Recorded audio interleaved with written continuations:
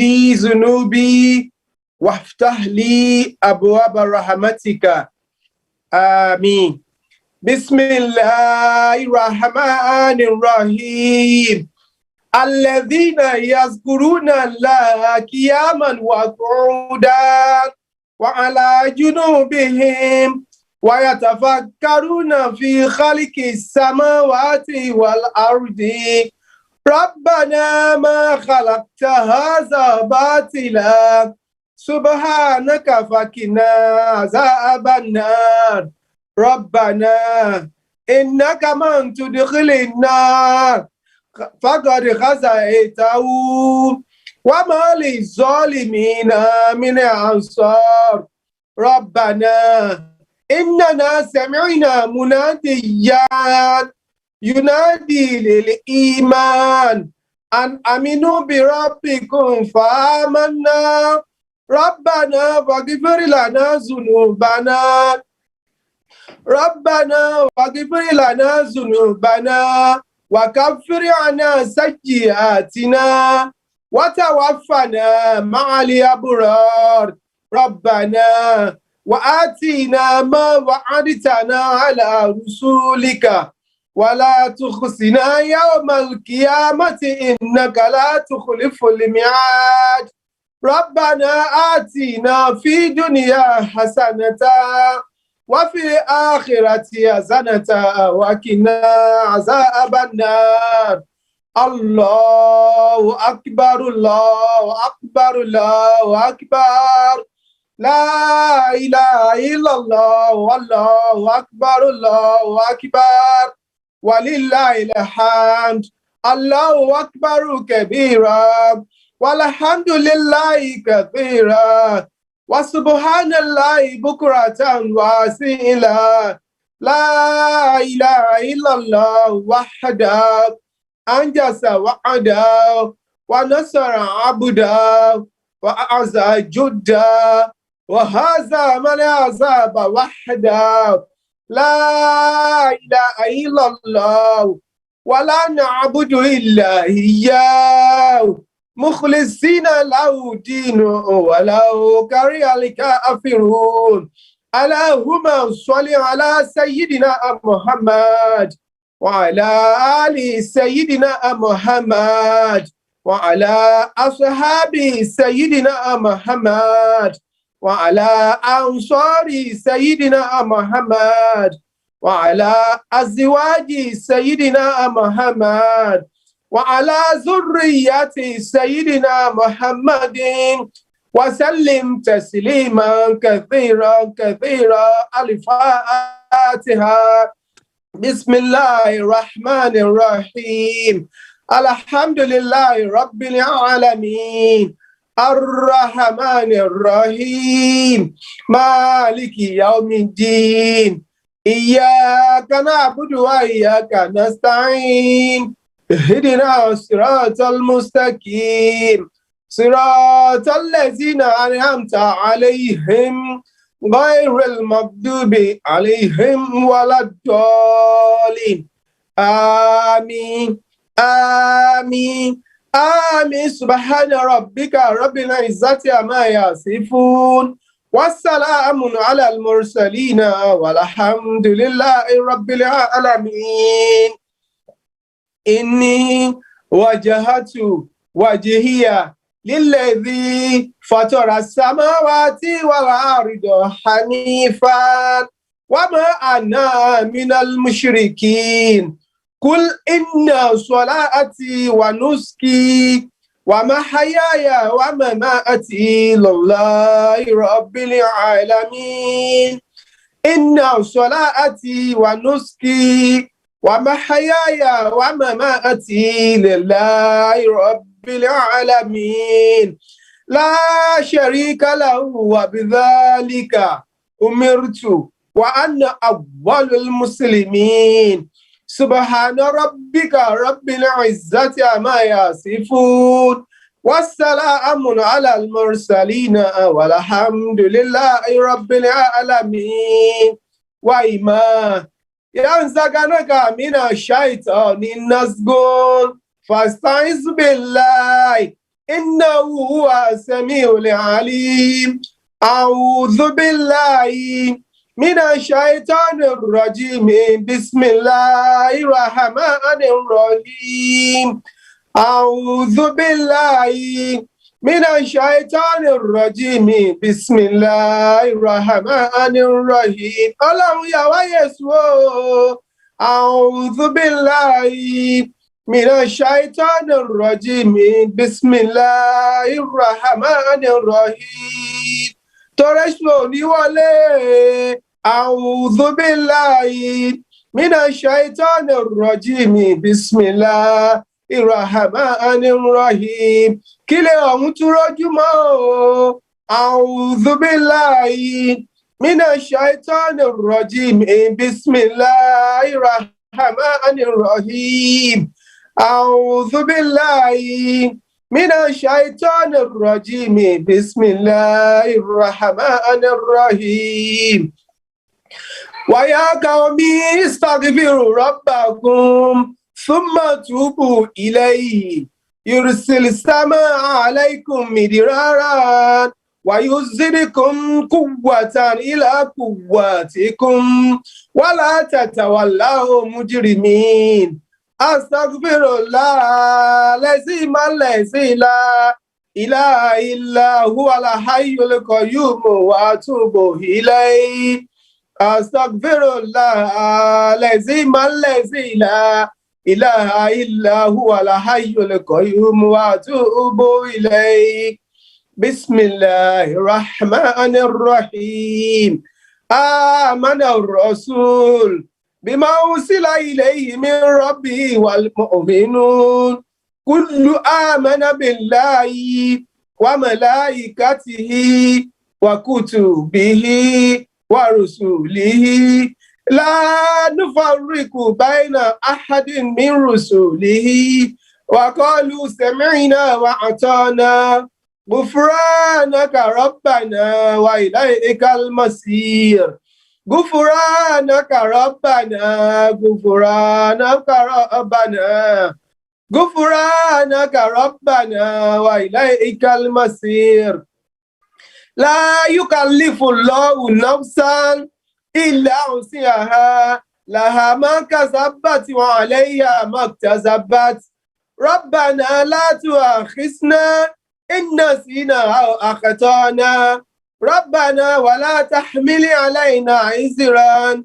كما حملته على الذين من قبلنا ربنا ولا تحملنا ما لا طاقة لنا به واعف عنا واغفر لنا وارحمنا واعف عنا واغفر لنا وارحمنا واعف عنا واغفر لنا وارحمنا أنت مولانا فانصرنا على القوم الكافرين بسم الله الرحمن الرحيم فتعالى الله الملك الحق لا إله إلا هو رب العرش الكريم ومن يدعو مع الله إله آخر لا برهان له به فإنما حسابه عند ربه إنه لا يفلح الكافرون وقل ربي اغفر وارحم وأنت خير الراحمين ربي اغفر وارحم وأنت خير الراحمين dáríjì wá kó kẹ́ wa ìwọ lọ́ba tí ìkẹ́ni foríjìn wá kó kẹ́ wa ìwọ lọ́ba tí ìkẹ́ni Rabbi ighfir warham wa anta khairur rahimin Rabbi ighfir warham wa anta khairur rahimin Bismillahir Rahmanir Rahim Tabarakalladzi biyadihil mulku wa huwa ala kulli shay'in qadir alladzi khalaqal mauta wal hayata liyabluwakum ayyukum ahsanu amalan wa huwal azizul ghafur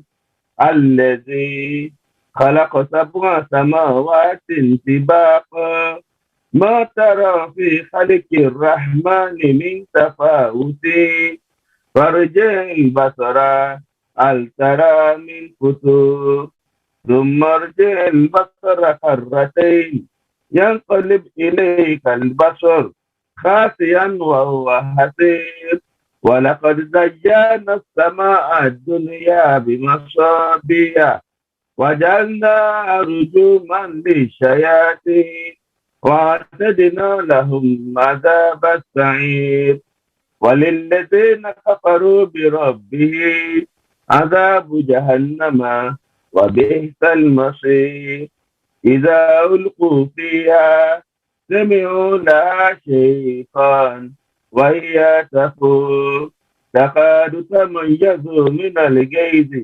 كلما ألقي فيها فوج سألهم خزنتها ألم يأتكم نذير قالوا بلى قد جاءنا نذير فكذبنا وقلنا ما نزل الله من شيء إن أنتم إلا في ضلال كبير وقالوا لو كنا نسمع أو نعقل ما كنا في أصحاب السعير فاعترفوا بذنبه فسوقا لأصحاب السعير إن الذين يخشون ربهم بالغيب لهم مغفرة وأجر كبير وأسروا قولكم أو اجهروا به إنه عليم بذات الصدور ألا يعلم من خلق وهو اللطيف الخبير هو الذي جعل لكم الأرض ذلولا فامشوا في مناكبها وكلوا من رزقه وإليه النشور آمنتم من في السماء أن يخسف بكم الأرض فإذا هي تمور أم أمنتم من في السماء أن يرسل عليكم حاسبا فستعلمون كيف نذير ولقد كذب الذين من قبله فكيف كان نكير أولم يروا إلى الطير فوقهم صافات ويكبدن ما يمسكهن إلا الرحمن إنه بكل شيء بصير أمن هذا الذي هو جند لكم ينصركم من دون الرحمن إن الكافرون إلا في غرور أمن هذا الذي يرزقكم إن أمسك رزقه بل لجوا في عتو ونفور أفما يمشي مكبا على وجهه هذا أما يمشي سويا على صراط مستقيم قل هو الذي أنشأكم وجعل لكم السمع والأبصار والأفئدة قليلا ما تشكرون قل هو الذي ذراكم في الأرض وإليه تحشرون ويقولون متى هذا الوعد إن كنتم صادقين قل إنما العلم عند الله وإنما أنا نذير مبين فلما رأوا زلفة سيئت وجوه الذين كفروا وقيل هذا الذي كنتم به تدعون قل أرأيتم إن أهلكني الله ومن معي أو رحمنا فمن يجير الكافرين من عذاب عليم قل هو الرحمن آمنا به وعليه توكلنا فستعلمون من هو في ضلال مبين قل أرأيتم إن أصبح معكم غورا فمن يأتيكم بماء معين الله رب العالمين. بسم الله الرحمن الرحيم. اللهم أنت ربي لا إله إلا أنت خلقتني وأنا عبدك وأنا على عهدك ووعدك ما استطعت أعوذ بك من شر ما صنعت وأبوء لك بنعمتك علي وأبوء بذنبي فاغفر لي فإنه لا يغفر الذنوب إلا أنت لا إله إلا أنت سبحانك إني كنت من الظالمين. لا إله إلا أنت سبحانك إني كنت من الظالمين.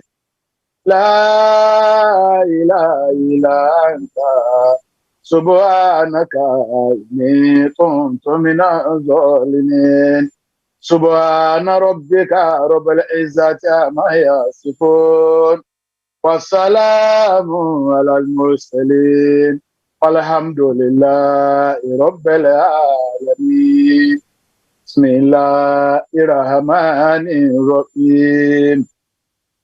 قل ادعوا الله أو ادعوا الرحمن أياما تدعوا فله الأسماء الحسنى ولا تجأر بصلاتك ولا تخافت بها وابتغ بين ذلك سبيلا.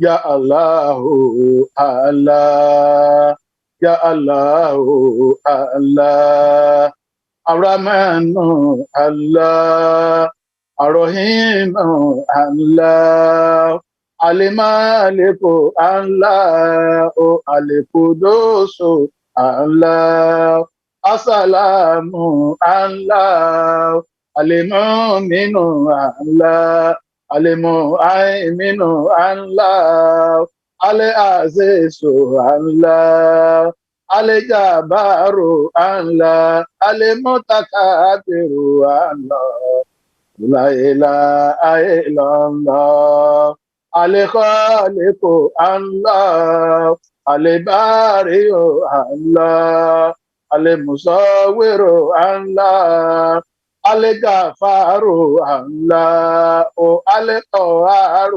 الله الوهاب الله الرزاق الله الفتاح الله العليم الله العليم الله لا إله إلا الله القابض الله الباسط الله الخافض الله الرافع الله المعز الله المذل الله السميع الله البصير الله البصير الله لا إله إلا الله الحكم الله العدل الله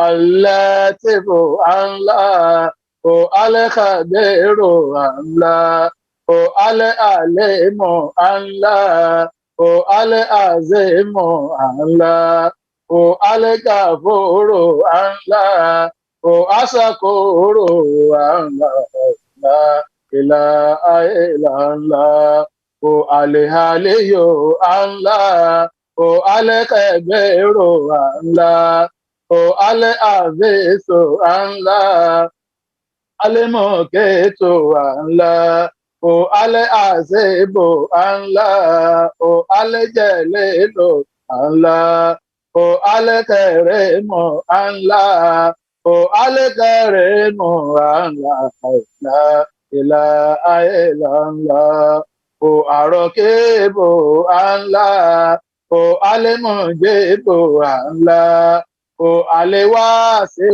Allah, o Ale Atemo Allah, o Aliwadodo Allah, o Alimujibu Allah, o Alibaizu Allah, o Ashayidu Allah, la ilaha illallah, o Alihaqu Allah, o Aliwakelu Allah, o Alqawiyu Allah, o Aliwaliyu Allah, o Alimatinu Allah, o Aliamidu Allah, o Alimusi Allah, o Alimubudeu Allah, o Alimuhidu Allah, o Alimuhidu Allah. La ilaha illallah, o Alimu Allah, o Alimu mitu Allah, o Ali ayo Allah, o Ali qayyumu Allah, o Ali wajidu Allah, o Ali majidu Allah, o Ali waidu Allah, o Ali adu Allah. O Asomadu Allah, o Alikodiru Allah, Alimutadiru Allah, ilaha illallah, o Alimukadimu Allah, o Alimuwadiru Allah, o Ali awalu Allah, o Ali akhiru Allah, o Azairu Allah, o Alibatinu Allah, o Aliwali Allah, Alimutali Allah, o Alibaru Allah, o Atawaku Allah, Alimuntakimu Allah, o Aliafu Allah, Arofu Allah, ilaha illallah. Kole moleke Allah, o dole jalale Allah, o wale eke rami Allah, o ale mokaseto Allah, o ale jamiu Allah, o ale ganiyo Allah, o ale mungene Allah, o ale maniu Allah, o adoro Allah. Anafiu Allah, o Anuru Allah, o Aliade Allah, o Alebade o Allah, o Alebake Allah, o Alewarisu Allah, o Aroshidu Allah, o Asoburu Allah, la ilaha Ọlọ́run la. Ilaha illallah, la ilaha ṣàánú fún wa o la ilaha illallah, la ilaha gbàdúrà wa o la ilaha illallah, la ilaha a ò lẹ́nìkan la ilaha illallah, la ilaha wá bá wa ṣe o la ilaha illallah.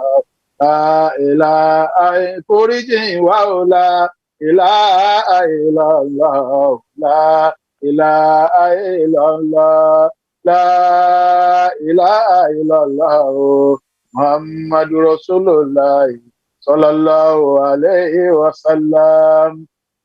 Wa ma min ilahin illallahu al-wahidul qahhar. رب السماوات والأرض وما بينهما العزيز الغفار لا إله إلا الله الواحد القهار رب السماوات والأرض وما بينهما العزيز الغفار وما من إله إلا الله الواحد القهار رب السماوات والأرض وما بينهما العزيز الغفار لا إله إلا الله الواحد القهار رب السماوات والأرض وما بينهما العزيز الغفار لا إله إلا الله وحده لا شريك له له الملك وله الحمد يحيي ويميت وهو حي لا يموت بيده الخير وهو على كل شيء قدير لا إله إلا الله وحده لا شريك له له الملك وله الحمد يحيي ويميت وهو حي لا يموت بيده الخير وهو على كل شيء قدير سبحان ربك رب العزة عما يصفون وسلام على المرسلين والحمد لله رب العالمين بسم الله الرحمن الرحيم وقل الحمد لله الذي لم يتخذ ولدا ولم يكن له شريك في الملك ولم يكن له ولي من الذل وكبره تكبيرا الحمد لله الذي لم يتخذ ولدا ولم يكن له شريك في الملك ولم يكن له ولي من الذل وكبره تكبيرا سبحان الله والحمد لله ولا إله إلا الله والله أكبر والله أكبر والله أكبر ولا حول ولا قوة إلا بالله العلي العظيم سبحان الله والحمد لله ولا إله إلا الله والله أكبر والله أكبر والله أكبر ولا حول ولا قوة إلا بالله العلي العظيم كلمتان خفيفتان على اللسان ثقيلتان في الميزان حبيبتان إلى الرحمن سبحان الله وبحمده سبحان الله اجفجوه سبحان الله وبحمده سبحان الله mímọ́ rẹ̀ Olúwa subhanallah wa bihamdihi subhanallah. All praises for you subhanallah wa bihamdihi subhanallah. Nagode Allah subhanallah wa bihamdihi subhanallah. Ẹyẹ ojú ọ̀run subhanallah wa bihamdihi subhanallah. Wọ́n ṣàfọ̀mọ́ fún ẹ subhanallah wa bihamdihi subhanallah. Ẹja tí ń bẹ níbò subhanallah wa bihamdihi subhanallah. Ẹran tí ń bẹ nígbó subhanallah wa bihamdihi subhanallah. Dákun gbàdúrà wa subhanallah wa bihamdihi subhanallah. Lọ́sàn ní lóru ní subhanallah wa bihamdihi subhanallah. العظيم سبحان الله وبحمده عدد خلقه ورضا نفسه وزنة عرشه ومداد كلماته Subhanallah wa bihamdi. Adada khaliqihi wa rida nafsi. Wa zinata arshihi wa midada kalimatihi. Subhanallah walhamdulillah. Astaghfirullah wa la ilaha illallah. Subhanallah walhamdulillah. Astaghfirullah la ilaha illallah. Allahu hayyun wahidun hayyun qayyumun dai. Ọ̀kan ṣoṣo Allahu hayyun wahidun. Ọ̀kan ṣoṣo hayyun qayyumun dai. Ọba gbére Allahu hayyun wahidun hayyun qayyumun dai. Olórogún Allahu hayyun wahidun. Ọ̀kan ṣoṣo hayyun qayyumun dai. Òbí mọ̀rí Allahu hayyun wahidun. Ṣàánú fún wa hayyun qayyumun dai. Wá foríjì wá o Allahu hayyun wahidun. Ọ̀kan ṣoṣo hayyun qayyumun dai. Ọba láéláé Allahu hayyun wahidun hayyun qayyumun dai. Hayyun subhana rabbika rabbil izzati amma yasifun. Wa salamun alal mursalin walhamdulillahi rabbil alamin. Bismillahirrahmanirrahim. Wa anatil wujuh الحي القيوم وقد خاب من حمل ظلما ومن يعمل من الصالحات وهو مؤمن ولا يخاف ظلما ولا هدما يا حي يا قيوم على لا ọ̀kan lọ́lọ́run yá ayò yá qayyum alala. Ọba lánàá ọba lónìí yá ayò yá qayyum alala. Ọba tó lọ́jọ́ gbogbo yá ayò yá qayyum alala. Àtẹ̀rẹ̀ kárí ayé yá ayò yá qayyum alala. Ọ̀kan ṣoṣo ní ìyá ayò yá qayyum alala. Ọba lánàá ọba lónìí yá ayò yá qayyum alala. Ọba tó lọ́jọ́ gbogbo yá ayò yá qayyum alala. Kàbíyẹ́ ó sì lọ́ba ọlọ́run yá ayò yá qayyum alala. Àbíyèsí lọ́ba ayé yá ayò yá qayyum alala. Ọ̀kan ṣoṣo ní ìyá ayò yá qayyum alala. Ṣòbó ńlá fún Musa yá ayò yá qayyum alala. Tó fi ṣẹ́gun fèrè àwọn yá ayò yá qayyum alala. Ṣèbó ńlá fún Ìsá yá ayò yá qayyum alala.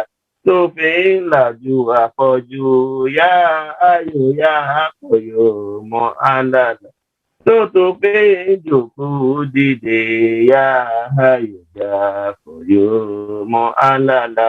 Ola fún Muhammad yá ayò yá qayyum alala. Làwa múni ní ìjogún yá ayò yá qayyum alala. Làwa fi ń ṣàzíkiri yá ayò yá qayyum alala. Ó ti lówó kò lówó mọ́ yá ayò yá qayyum alala.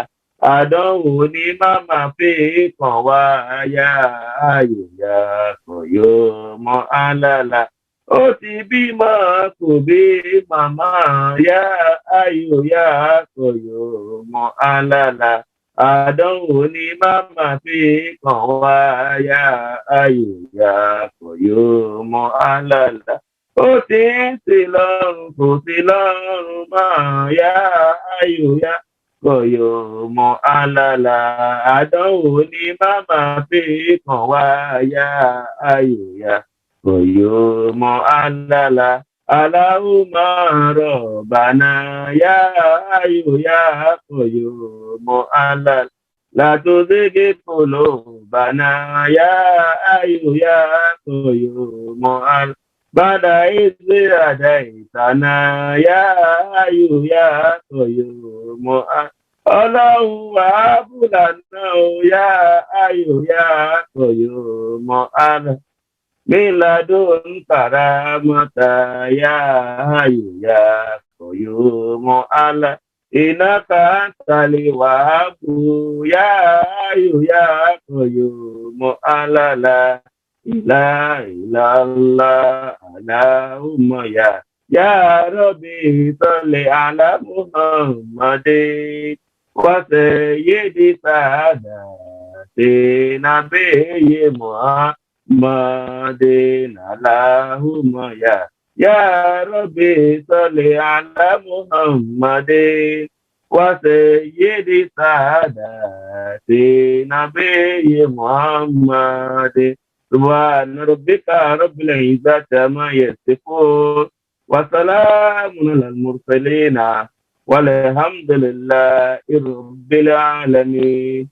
بسم الله الرحمن الرحيم الله نور السماوات والأرض مثل نوره كمشكاة فيها مصباح المصباح في زجاجة الزجاجة كأنها كوكب دري يوقد من شجرة مباركة زيتونة لا شرقية ولا غربية يكاد زيتها يضيء ولو لم تمسسه نور على نور يهدي الله لنوره من يشاء ويضرب الله الأمثال للناس والله بكل شيء عليم سبحان ربك رب العزة عما يصفون والسلام على المرسلين والحمد لله رب العالمين.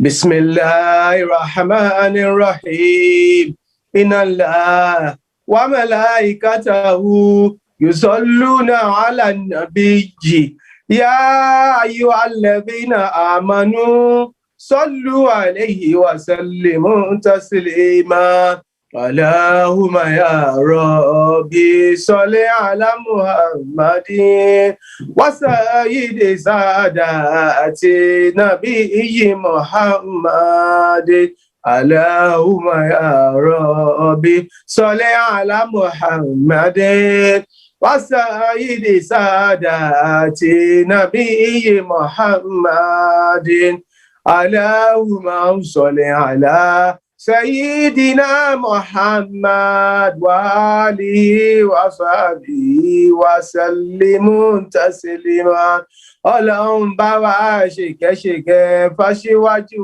ẹ̀dá Muhammad àtàwọn ará ilé ẹ̀ àtẹ̀mí Abudu Rashidi ìkẹ́ rẹ̀ tí kò lópin Allahumma salli ala Sayyidina Muhammad وآله وصحبه وسلم تسليما اللهم صل على سيدنا محمد وعلى آل سيدنا محمد كما صليت على سيدنا إبراهيم وعلى آل سيدنا إبراهيم في العالمين إنك حميد مجيد اللهم صل على سيدنا محمد وأزواجه وذرياته كما صليت على سيدنا إبراهيم وعلى آل سيدنا إبراهيم وبارك على سيدنا محمد وأزواجه وذرياته كما باركت على سيدنا إبراهيم وعلى آل سيدنا إبراهيم إنك حميد مجيد اللهم اجعل صلاتك ورحمتك وبركاتك على سيدنا محمد وعلى آل سيدنا محمد كما جعلتها على سيدنا إبراهيم إنك حميد مجيد ثباتهم قد ألفت باتباعه وجمع رسول الله لا يتشعث ثباتهم قد ألفت باتباعه وجمع رسول الله لا يتشعث ثم صلاة والسلام سرمدا على النبي مصطفى محمد dákun gbàdúrà wa thumma salatu wassalamu sarmada ala nabi mustafa muhammad laqad faza man kana rasulu imamahu yakudu bihi nahwa najati zimamahu ويا ربي انصرنا ونصر عزيزا بجاه رسول الله وموسى كذا عيسى ويا ربي يا الله اغفر ذنوبنا ويسر لنا المقصود في دين وادنا وصل على المختار زداد العلوي خرجنا به من كل ضيق وغمتي دخلنا به في الظل أمنه وعزمتي أتتنا به لله أسبغ نعمتي لحقنا به سبق من كل أمتي ولولا كان البعد يشبك كله فيا ربنا في أرضه وسمائه ويا رزقنا في أرضه وسمائه ويا معبودنا في أرضه وسمائه أمتنا على تصديقنا باستفائه فإن وصل الأسواق يحيى بدائي يشك علينا العيش دون لقائه إذا دين لم يكمل فلا كأنت الدنيا صل على محمد صل على محمد صل على محمد صل على محمد اللهم يا ربي صل على محمد وسيد ساداتي نبي محمد لقد أكرم الله النبي محمدا فأكرم خلق الله في الناس أحمد وشق له من اسمه ليجله فصل العرش محمود وهذا محمد يا ربي بالمصطفى بلغ مقاصدنا واغفر لنا من مضى يا واسع الكرم واغفر إله لكل المسلمين بما يتلوه في المسجد الأقصى وفي الحرم بجاه ما بيته في طيبة حرم واسمه قسم من أعظم القسم واسمه قسم من أعظم القسم صل على محمد صل على محمد اللهم يا ربي صل على محمد وسيد ساداتي نبي محمد أحب النبي لآسمي يا محمدا أجال لواسات وصلا وموتدا وثيابه نفسا وسوالهم يدا أطاب لهم رحمن نشيا ومولدا فما زال ممن خلف الأق يبرأ Salli ala Muhammad. Salli ala Muhammad. Allahumma ya Rabbi. Salli ala Muhammad. Wa sayyidi saadati nabiyyi Muhammad. بشرى لنا معشر الإسلام إن لنا من العناية الركن غير منهدم لما دعا الله داعنا لطاعته بأكرم الرسل كنا أكرم الأمم صل على محمد صل على محمد اللهم يا ربي صل على محمد وسيد ساداتي نبي محمد Allah kullu lifani fadallahu fannahu bi an farada da'ini ima wazannahu faqad sata iza khaliqitu rawajnahu aina surati khalqa ta'lamu bi annahu Kahamada lam yasha wala yusau. Salli ala Muhammad. Salli ala Muhammad. Allahumma ya Rabbi. Salli ala Muhammad. Fasayyidi saadati nabiyyi Muhammad.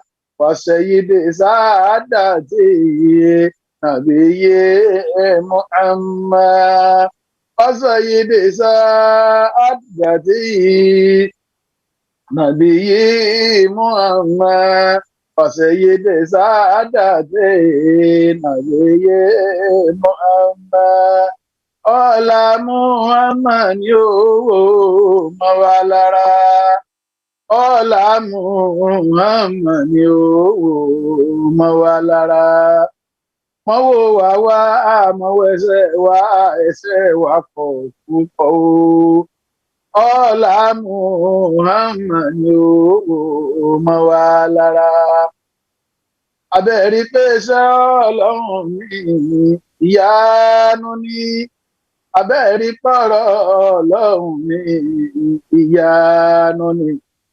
Níbi tálágbára gbé ń ṣiṣẹ́ tó ń ṣe wàhálà arọ́ tí ò lè rìn wá sí máa rí ṣe dákun gbàdúrà wa à ń bẹ̀ Olúwa dákun gbàdúrà wa à ń bẹ̀ Ọlọ́run ìwọ ló pa wá láṣẹ pé ká ṣàdúrà o.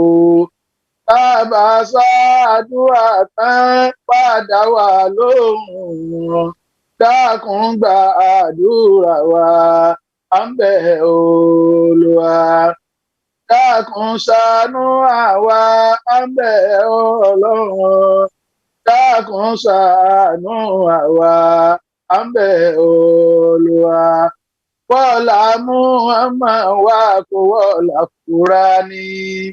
Dákun ṣàánú àwa à ń bẹ̀ Ọlọ́run dákun foríjì wá à ń bẹ̀ Olúwa dákun foríjì wá à ń bẹ̀ Ọlọ́run bọ́lá Muhammad wá kó wọ́lá Kùránì o dákun foríjì wá à ń bẹ̀ Ọlọ́run.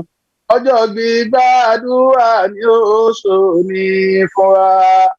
Ọjọ́ gbígbàdúrà ni ó ṣe ní fún wa. Wọ́n máa jókòó síbì kan láláì nígbà. Ọjọ́ gbígbàdúrà ni ó sọ ní fún wa. Bá a ti ń dá wákà yẹn, ẹ jẹ́ kí a máa dàníyàn wa, ká dẹ̀ máa ṣe sàárà sínú àkáǹtì bíráǹchì wa tán wọ́n fi online fún wa yìí jẹ́ kí kálukú wa ká máa fi sàárà àdúrà wa síbẹ̀ lọ́n dákun mọ́sá gbàdúrà ẹnì kọ̀ọ̀kan wa la ilaha illallah ọba tó ní wá tó ní tí ń bẹ lọ́wọ́ wa òun ló ní ìbẹ̀rẹ̀ wa òun náà ló mọ yóò ní ìparí ọlọ́run dákun ọlọ́run àfọlá ọlọ́run bí ọlọ́run lákọlọ mọ́sá dúró tì wá ọlọ́run gbàdúrà ẹnì kọ̀ọ̀kan wa la hawla wala quwwata illa billahi àlìlà gbogbo tẹ́nì kọ̀ọ̀kan wa ń fẹ́ ọlọ́run dákun mọ́sá ṣe fún wa nírọ̀rùn dákun ọlọ́run mọ́ fara níwá kó tó ṣe fún wa la Muhammadu Rasulullah gbogbo ohun tí mo fẹ́ lọ́dọ̀ rẹ̀ ọba ńlá ọlọ́run jọ̀wọ́ o má fi ilé mi lọ́wọ́ gbogbo ohun tí mo fẹ́ lọ́dọ̀ rẹ̀ ọba ńlá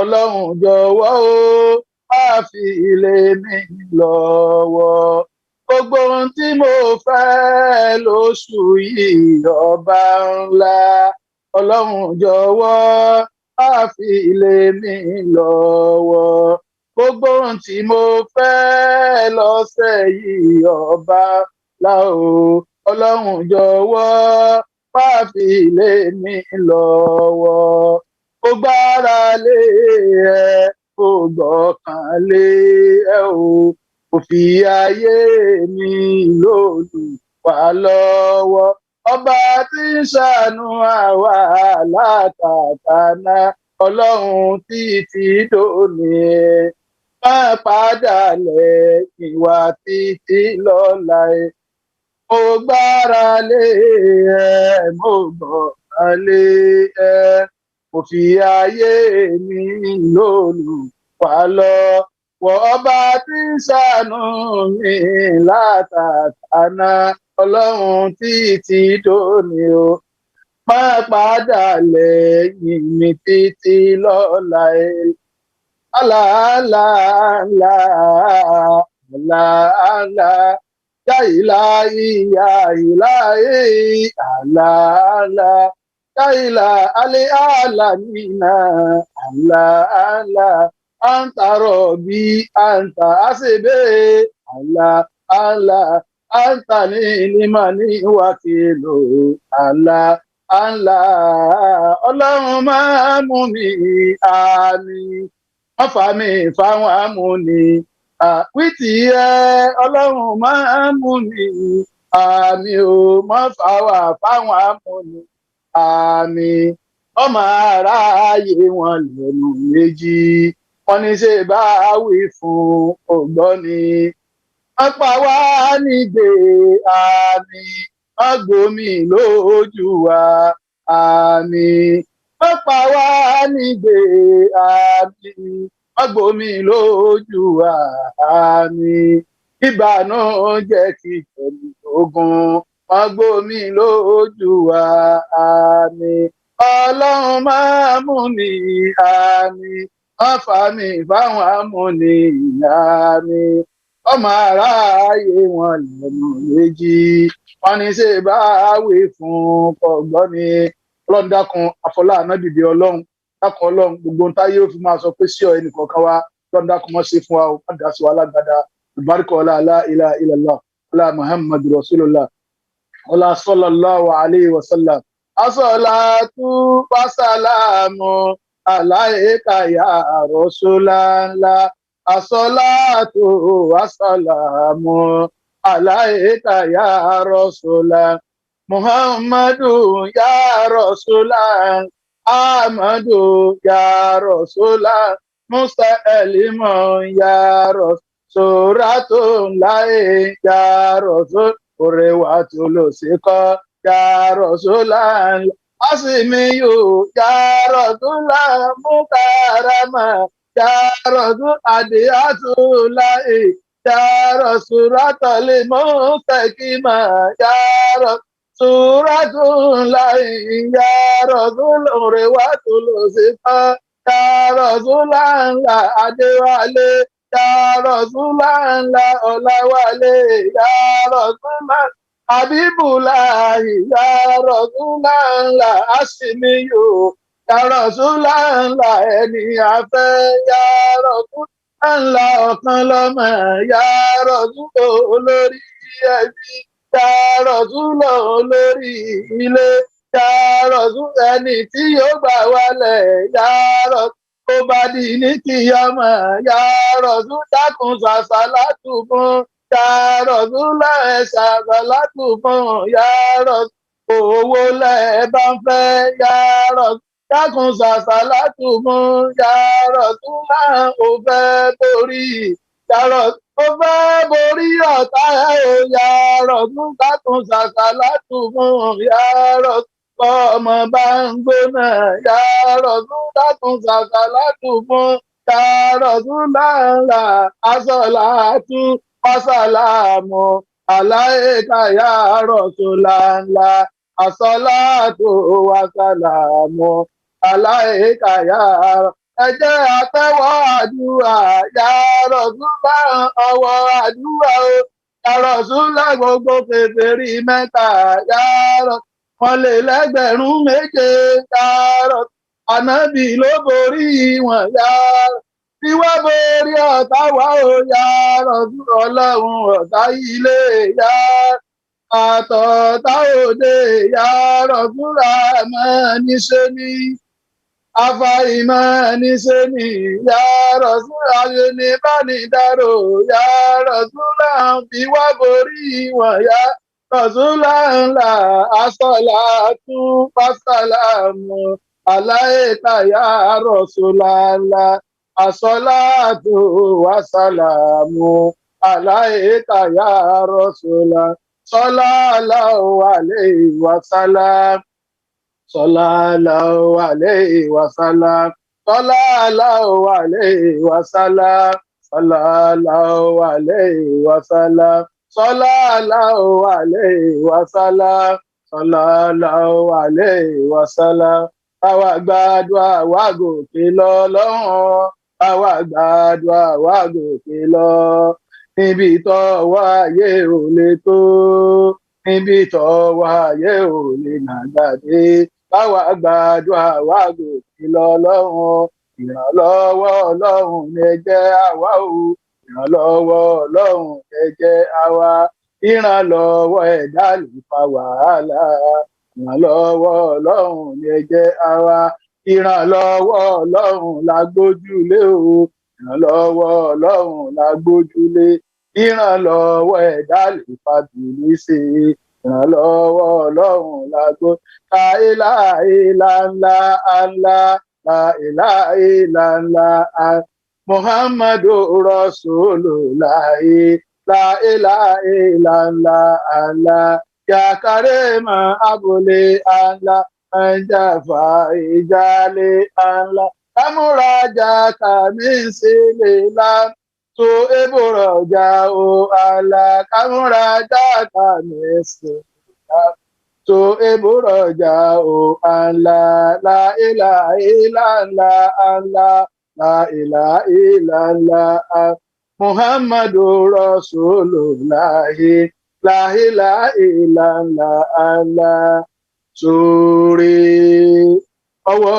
rẹ̀ fún wa ìwọ ọba olórí Olúwa oore tó ṣe fẹ́ ní kejì mi má jẹ́ òdì tèmi lọ́wọ́ Olúwa oore tó ṣe fẹ́ ní kejì mi má jẹ́ òdì tèmi lọ́wọ́ aramanu oore arọ irun oore alimọ́lẹ́kù sóore alikodoso sóore asalamu sóore alimọ́mínú sóore alimuhaiminu oore aliazizu oore oore oore Olúwa ọwọ́ rẹ̀ fún wa ìwọ ọba olóore oore oore tó ṣe fẹ́ ní kejì wa má jẹ́ òdì tà wá lọ́wọ́ wàlá àólà wàlá quwwata ìlà bíláì àlìjìlábí subhana rabbika rabbil izzati amma yasifun wasalamu alal mursalin walhamdulillah rabbil alamin sallu ala nabiyil karim sallallahu alayhi wa sallam.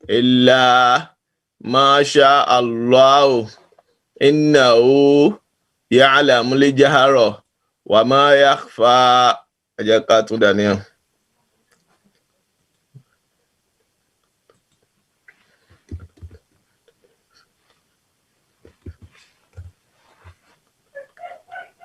ونيسرك لليسرى فذكر إن نفعت ذكرى سيذكر من يخشى ويتجنبها الأشقى الذي يصلى نار الكبرى ثم لا يموت فيها ولا يحيا قد أفلح من تزكى وذكر اسم ربه فصلى بل تؤثرون الحياة الدنيا والآخرة خير وأبقى إن هذا لفي صحف الأولى صحف إبراهيم وموسى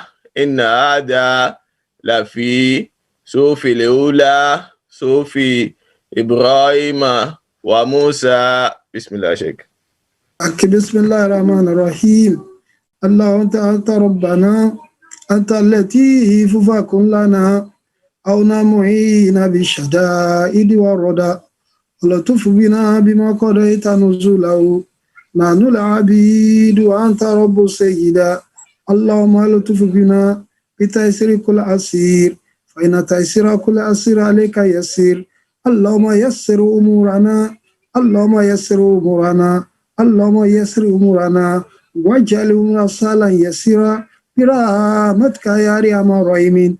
اللهم إنا نسألك موجبات رحمتك وعزائم مغفرتك والسلامة من كل إثم والغنيمة من كل بر والفوز بالجنة والنجاة من النار. اللهم أجرنا من النار اللهم أجرنا من النار اللهم أجرنا من النار. اللهم إنا نعوذ بك من عذاب القبر وعذاب جهنم ومن فتنة المحيا والممات. اللهم إنا نعوذ بك من الهم والحزن ومن الجبن والبخل والغلبة الدين وقهر الرجال. اللهم إنا عبدك وابن عبدك ابن عمتك ناسيات بيدك ماضي في حكمك. أسألك بكل اسم ولك سميت به نفسك أو أنزلته في كتابك أو علمته أحدا من خلقك أو استأثرت به في العلم الغيب عندك أن تجعل القرآن ربيع قلبي ونور صدري وجلاء أذني وذهاب همي وابدل بمكان حزني فرحا. رب الناس أذهب الباس اشفينا أنت شافي لا شفاء إلا شفاؤك شفاء لا يغادر سقما. اللهم اشف مرضانا وارحم موتانا فرج أمنا مهمومين منا ونفس كرب المكروبين منا برحمتك يا أرحم الراحمين. اللهم هذا الدعاء منا ومنك الإجابة وهذا الجهاد ولك التقلان ولا حول ولا قوة إلا بك يا رب العالمين. وجعلنا الحكمة مما نعمت عليهم من النبيين والصديقين والشهداء وحسن أولئك رفيقا. اللهم صل على محمد وعلى آل محمد كما صليت على إبراهيم وعلى آل إبراهيم وبارك على محمد وعلى آل محمد كما باركت على إبراهيم وعلى آل إبراهيم في العالمين إنك حميد مجيد. وآخر دعوانا أن الحمد لله رب العالمين. وآخر دعوانا أن الحمد لله رب العالمين. وآخر دعوانا أن الحمد لله رب العالمين. Ọlọ́run a dúpẹ́ lórí ayé àwa. Ọlọ́run jọ̀wọ́ má mà jẹ́ àrínira. Gbogbo ọ̀rọ̀ àwa bá wa ṣe kó dayọ̀. Wọlá orúkọ rẹ tó ju gbogbo orúkọ lọ. Wọlá orúkọ la ilaha illallah. Subhana rabbika rabbil izzati amma yasifun. Wa salamun ala al-mursalin. Walhamdulillahi rabbil alamin. Alhamdulillahi ala kulli hal. a tún dúpẹ́ fún Ọlọ́run ọba lẹ́ẹ̀kan sí ọba àlékeọlá ọba tí ó jẹ́ pé òun náà ni ó ní ká máa pe òun Ọlọ́run bó sì máa jẹ́ ìpè wa à ń pe Ọlọ́run ọba báyìí ọlọ́mọṣà jẹ́ pé ẹnì kọ̀ọ̀kan wa ọlọ́lẹ́ awúlẹ̀wàlẹ̀ àkúwátà illa billahi aliyyil azim. Inshallah a sáré lọ sí ibi àwọn announcement wa síwájú kí a tó bọ́ sórí tàǹkàrà. Àkọ́kọ́ announcement jẹ́ kí n sáré share screen náà. Àkọ́kọ́ announcement òun náà ni announcement látọ̀dọ̀ àwọn ẹ̀yà wa fún àyájọ́ ọjọ́ àwọn obìnrin.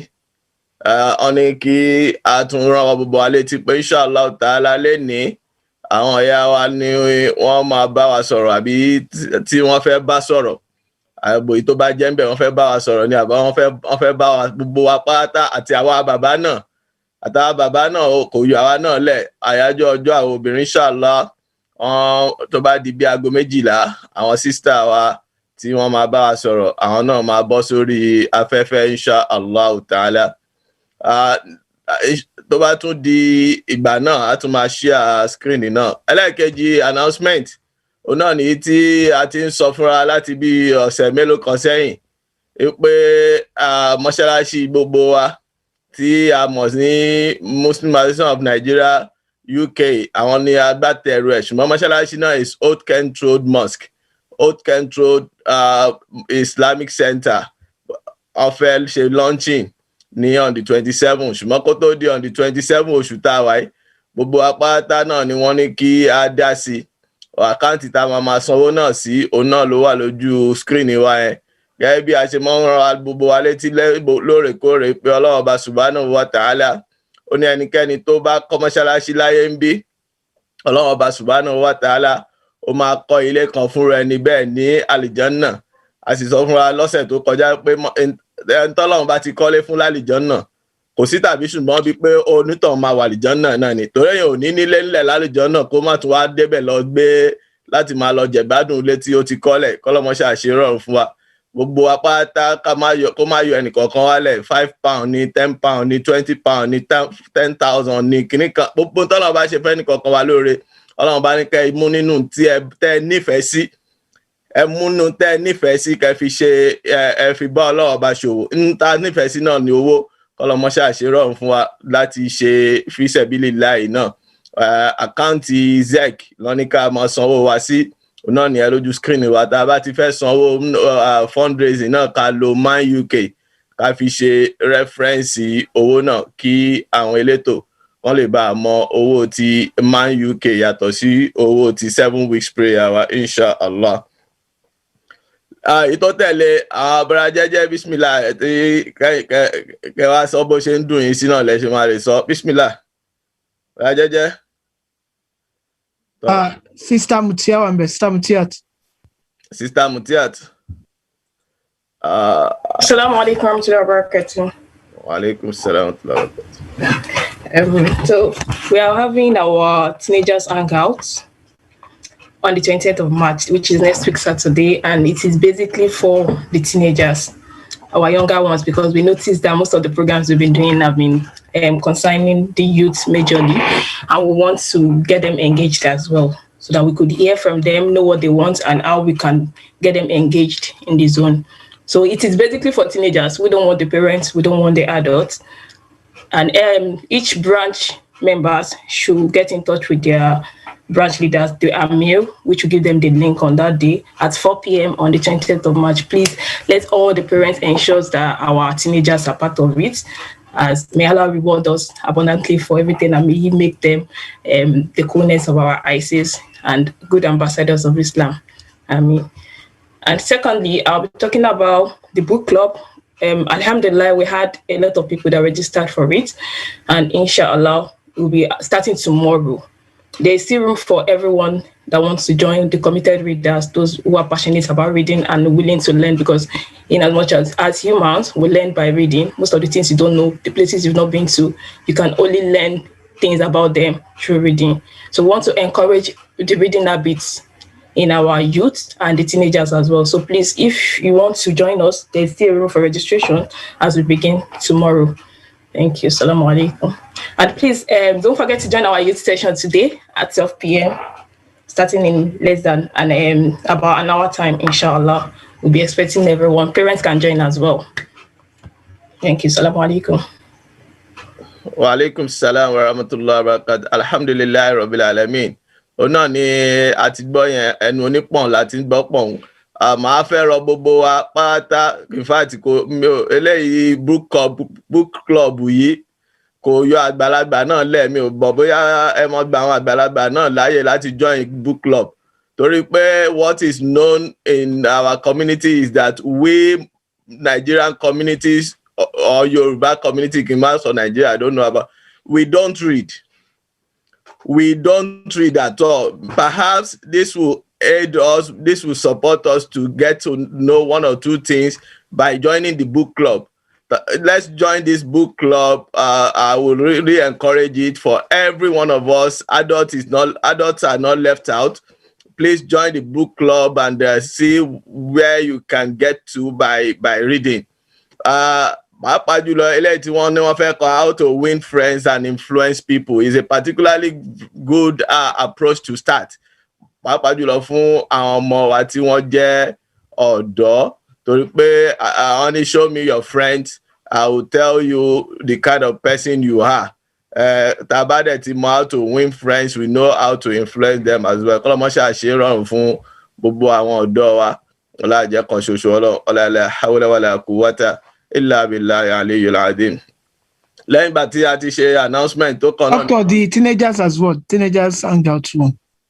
Teenagers are also welcome to the book club, Abi? No, they hang out for the Saturday event. It has been announced, it has been talked about. Mashallah,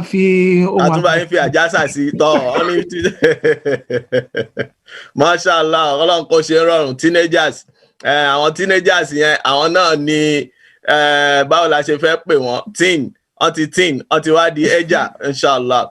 A virtual platform, so they don't have to leave the comfort of their homes. I was reading something the other day about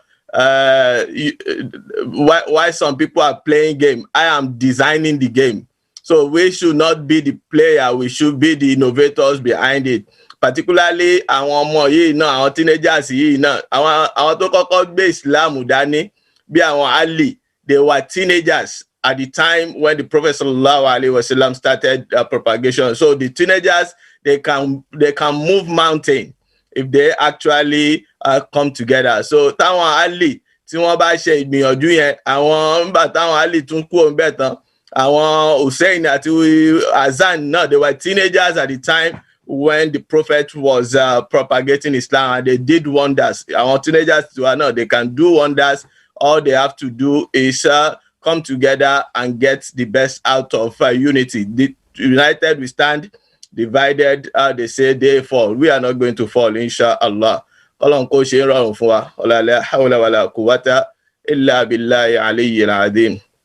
Now we quickly go to àwọn ustaz wa tí wọ́n máa bá ṣe tàǹkàrà. Àwọn náà ni Fadilatu Sheikh Dhikrullah Adeleke. Bismillah ya Sheikh. أعوذ بالله من الشيطان الرجيم بسم الله الرحمن الرحيم. Adọ́pẹ́ fún Ọlọ́run, atọrọ ìkẹ́ fún aláìlọ́run Ànábì Muhammad sallallahu ta'ala alayhi wa sallam. Tàǹkàrà wa tó ní a máa gbé láti inú Quran 9 verse 7 and inshallah àwọn máa parí rẹ̀ sí verse 13. Suratu Tawbah aya keje sí aya ìkẹtàlá. Gbogbo bíkíbi tí a bá wà, ẹ jẹ́ ká tún jókòó dáadáa. Àwa tá jẹ́ obìnrin, ẹ dákun ẹ jẹ́ kí a lo ìborùn wa ká fi borí wa dáadáa, kí Ọlọ́run kó dákun kó wọlá gbogbo àràfin kọ̀ọ̀kan tí a kà nínú ọ̀rọ̀ rẹ̀ kó fi sẹ́nì kankan wá ní ládàrí. La hawla wala quwwata illa billahi al-aliyyil azim. A'udhu billahi minash shaytanir rajim. Bismillahir rahmanir rahim. كيف يكون للمشركين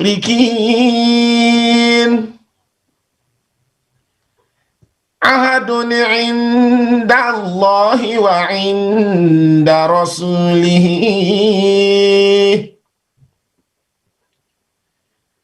إلا الذين عاهدتم عند المسجد الحرام فما استقاموا لكم فاستقيموا لهم إن الله يحب المتقين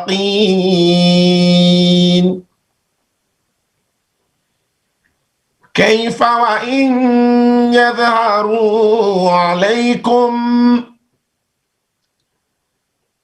لا يرقبوا فيكم إلا ولا ذمة يرضونكم بأفواههم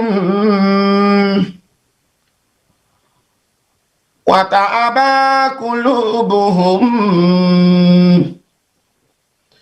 وأكثرهم فاسقون وأكثرهم فاسقون اشتروا بآيات الله ثمنا قليلا فصدوا عن سبيله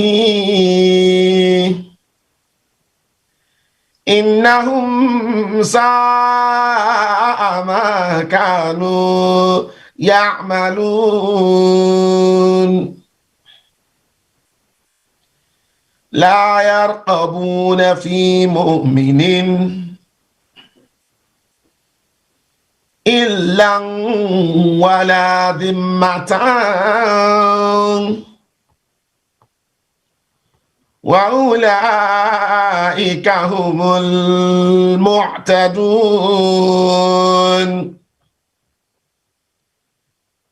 فإن تابوا وأقاموا الصلاة وآتوا الزكاة فإخوانكم في الدين ونفصل الآيات لقوم يعلمون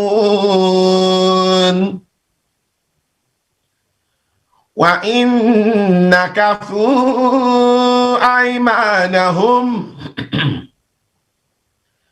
من بعد عهدهم وطعنوا في دينكم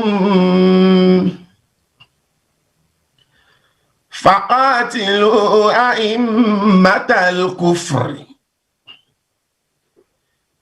إنهم لا إيمان لهم لعلهم ينتهون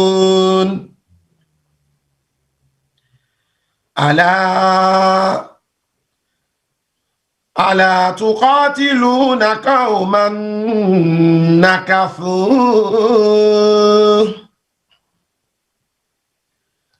نكثوا أيمانهم وهموا بإخراج الرسول وهم بدؤوكم أول مرة أتخشونهم فالله أحق أن تخشوه إن كنتم مؤمنين Sadaqallahu mawlana al-azim. Adá ọpẹ́ fún Ọlọ́run. Ihun tí Ọlọ́run bá ń sọ̀rọ̀ lé lórí lónìí, òun ni ààyè ibi tí Ọlọ́run bá ti ń sọ fún wa nípa àwọn àdéhùn tó lè máa wáyé láàrin àwa ni tá jẹ́ mùsùlùmí. Ẹ̀kọ́ nípa bá ti ṣe máa ṣe nígbà tádéhùn bá ń bẹ láàrin àwa tá jẹ́ mùsùlùmí àtàwọn tí wọn kì í ṣe mùsùlùmí. Pẹ̀lú àríwòye ohun tó ti ṣẹlẹ̀ nígbà yá Ànábì wa Muhammad sallallahu ta'ala alaihi wasallam, òun lọ́lọ́run fi wá ń bá wa sọ̀rọ̀. Èyí ni yóò máa rí ṣéèpù gbogbo ohun tó bá jọ mọ́ ìbá máa ní àdéhùn tí ò ní jẹ́ kí ó máa dùn wá látara pa jẹ́ mùsùlùmí. Allah bá ní kayfa yakunu lil mushrikina ahadun.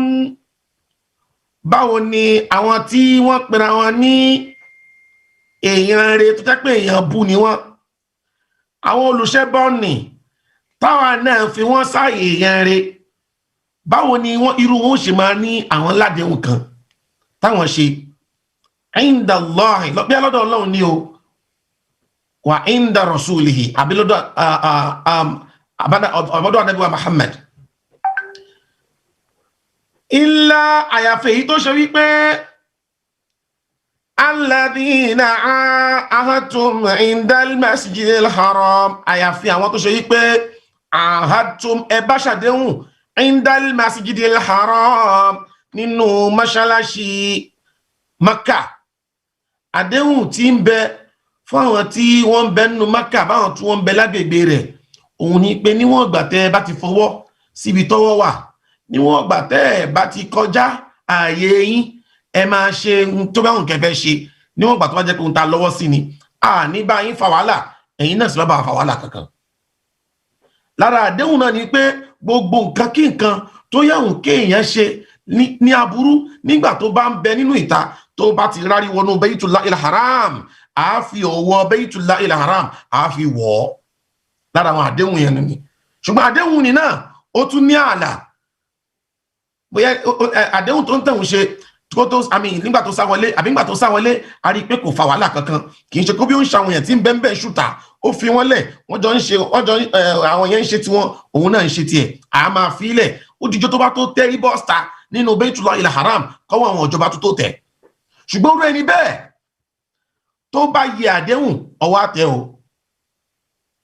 Famastaqamu lakum, irú ẹni bẹ́ẹ̀ tó bá mọ́wọ́ rẹ̀ tó ti bọ́ abẹ́ aṣọ tó dúó déédéé tí ò bá yín fa nǹkankan, fastaqimu lahum, irú ẹni bẹ́ẹ̀ ẹ̀yin náà ẹ má bá fa nǹkankan ẹ fi ilẹ̀. Ṣùgbọ́n o inna Allaha ẹ páyà Ọlọ́run ọba, nítorí pé inna Allaha yuhibbul muttaqin, ọba tẹ́ rí yẹn ọba tí máa ń nífẹ̀ẹ́ sí gbogbo àwọn olùpáyà rẹ̀ ni. Lára ohun tó ń bẹ láàrin àtàwọn kèfèrí ni pé gbogbo nǹkan kí nǹkan tó bá ti jọ ń jẹ́ bí àdéhùn, kó má jẹ́ pàwọ́ àtà jẹ́ mùsùlùmí la máa yí àdéhùn. Ṣùgbọ́n Ọlọ́run wá ń prepare wa kalẹ̀ láti mọ̀ pé wọ́n lè pé àdéhùn. Ọlọ́run bá ní kayfa, báwo ló ṣe máa jẹ́ bẹ́ẹ̀, báwo ni wọ́n ṣe máa pé àdéhùn.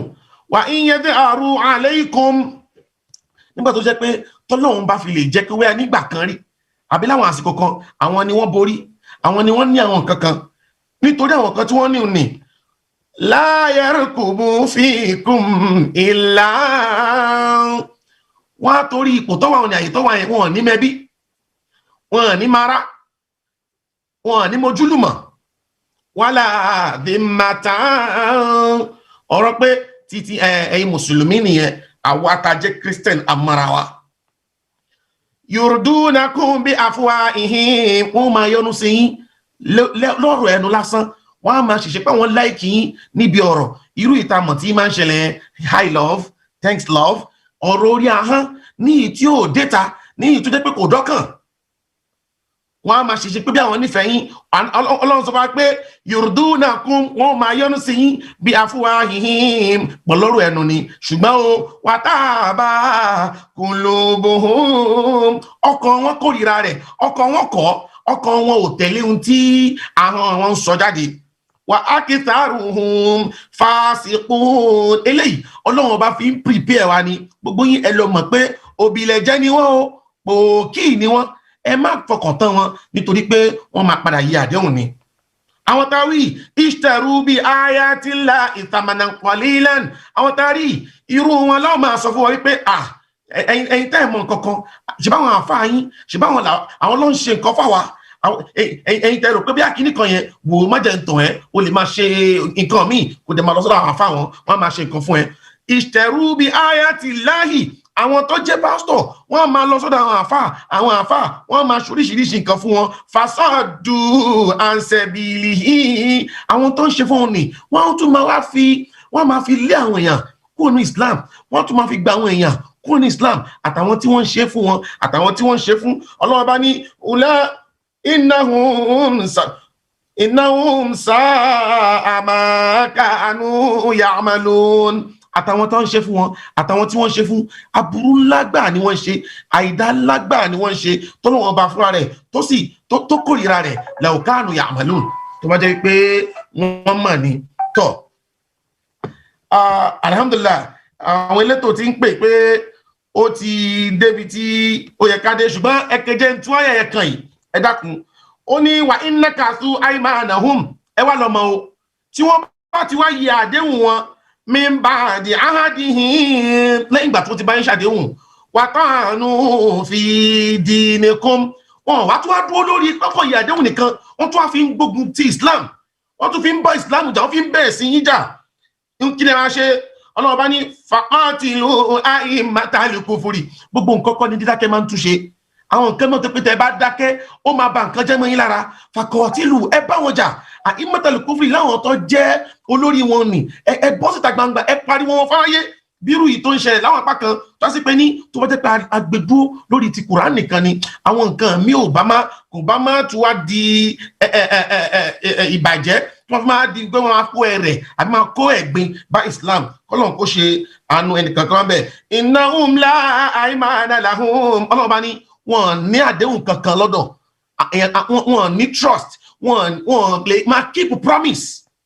Ẹ lọ mọ̀ bẹ́ẹ̀, la'allahum yantahun, bí a tó ní pé kí wọ́n bá tiẹ̀ lè dáwọ́ òbílẹ̀jẹ́ wọn dúró. Eléyìí ohun tí yóò máa prepare gbogbo àwọn tá jẹ́ mùsùlùmí ni wípé a máa ṣàdéhùn pẹ̀lú àwọn tí wọ́n jẹ́ apá kejì wa, ṣùgbọ́n ojú táwa fi wò wọ́n lè máa rí bẹ́ẹ̀ o.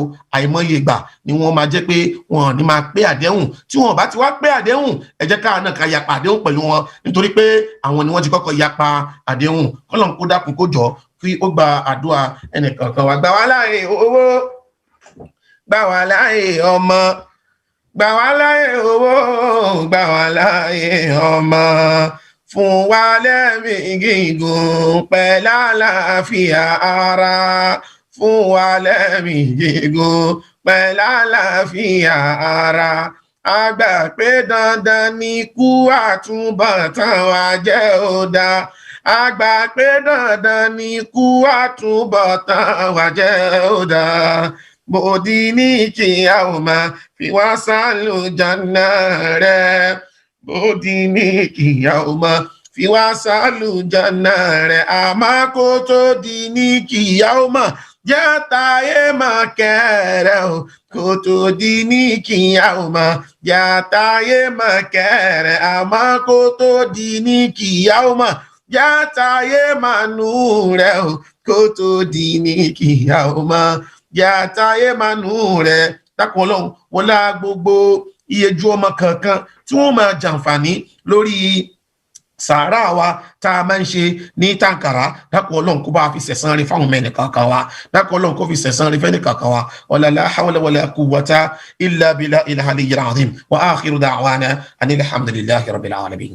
Alhamdulillahi rabbil alamin, alhamdulillahi rabbil alamin, alhamdulillahi rabbil alamin. Ọlọ́mọṣà fún wa ní àgbọ́yé ọ̀rọ̀ náà. Àwọn stars tí wọ́n bá ṣe náà ọlọ́mọṣà jẹ́ kí ó jẹ́ ìbàlẹ́jọ́ dáadáa fún ọ láyé ń bí inú sáré àti lálùkìyàmù. Bismillahir na'tayna, bismillahir rahmanir rahim, inna a'tainakal kawthar, fasalli li rabbika wanhar, inna shani'aka huwal abtar. Gbogbo ẹnìkọ̀ọ̀kan wa náà àtúbọ̀tán ẹnìkọ̀ọ̀kan wa ọlọ́mọdé ó dojúrú. La hawla wala quwwata illa billah. Ní báyìí a tara ṣàṣà lọ síbi àwọn prayer request wa.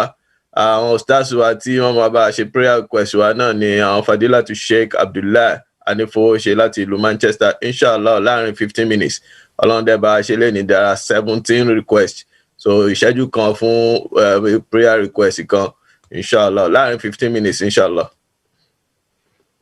A'udhu billahi minash shaitanir rajim, bismillahir rahmanir rahim. A dúpẹ́ fún Ọlọ́run ọba tí ó tún jẹ́ kí a tún rí tèmi ṣe. Ọlọ́run ó gbàdúrà yóò yọ́nú sí ìbéèrè ẹnìkọ̀ọ̀kan wa. Àwọn prayer request ta ní pẹ̀lú ògo Ọlọ́run.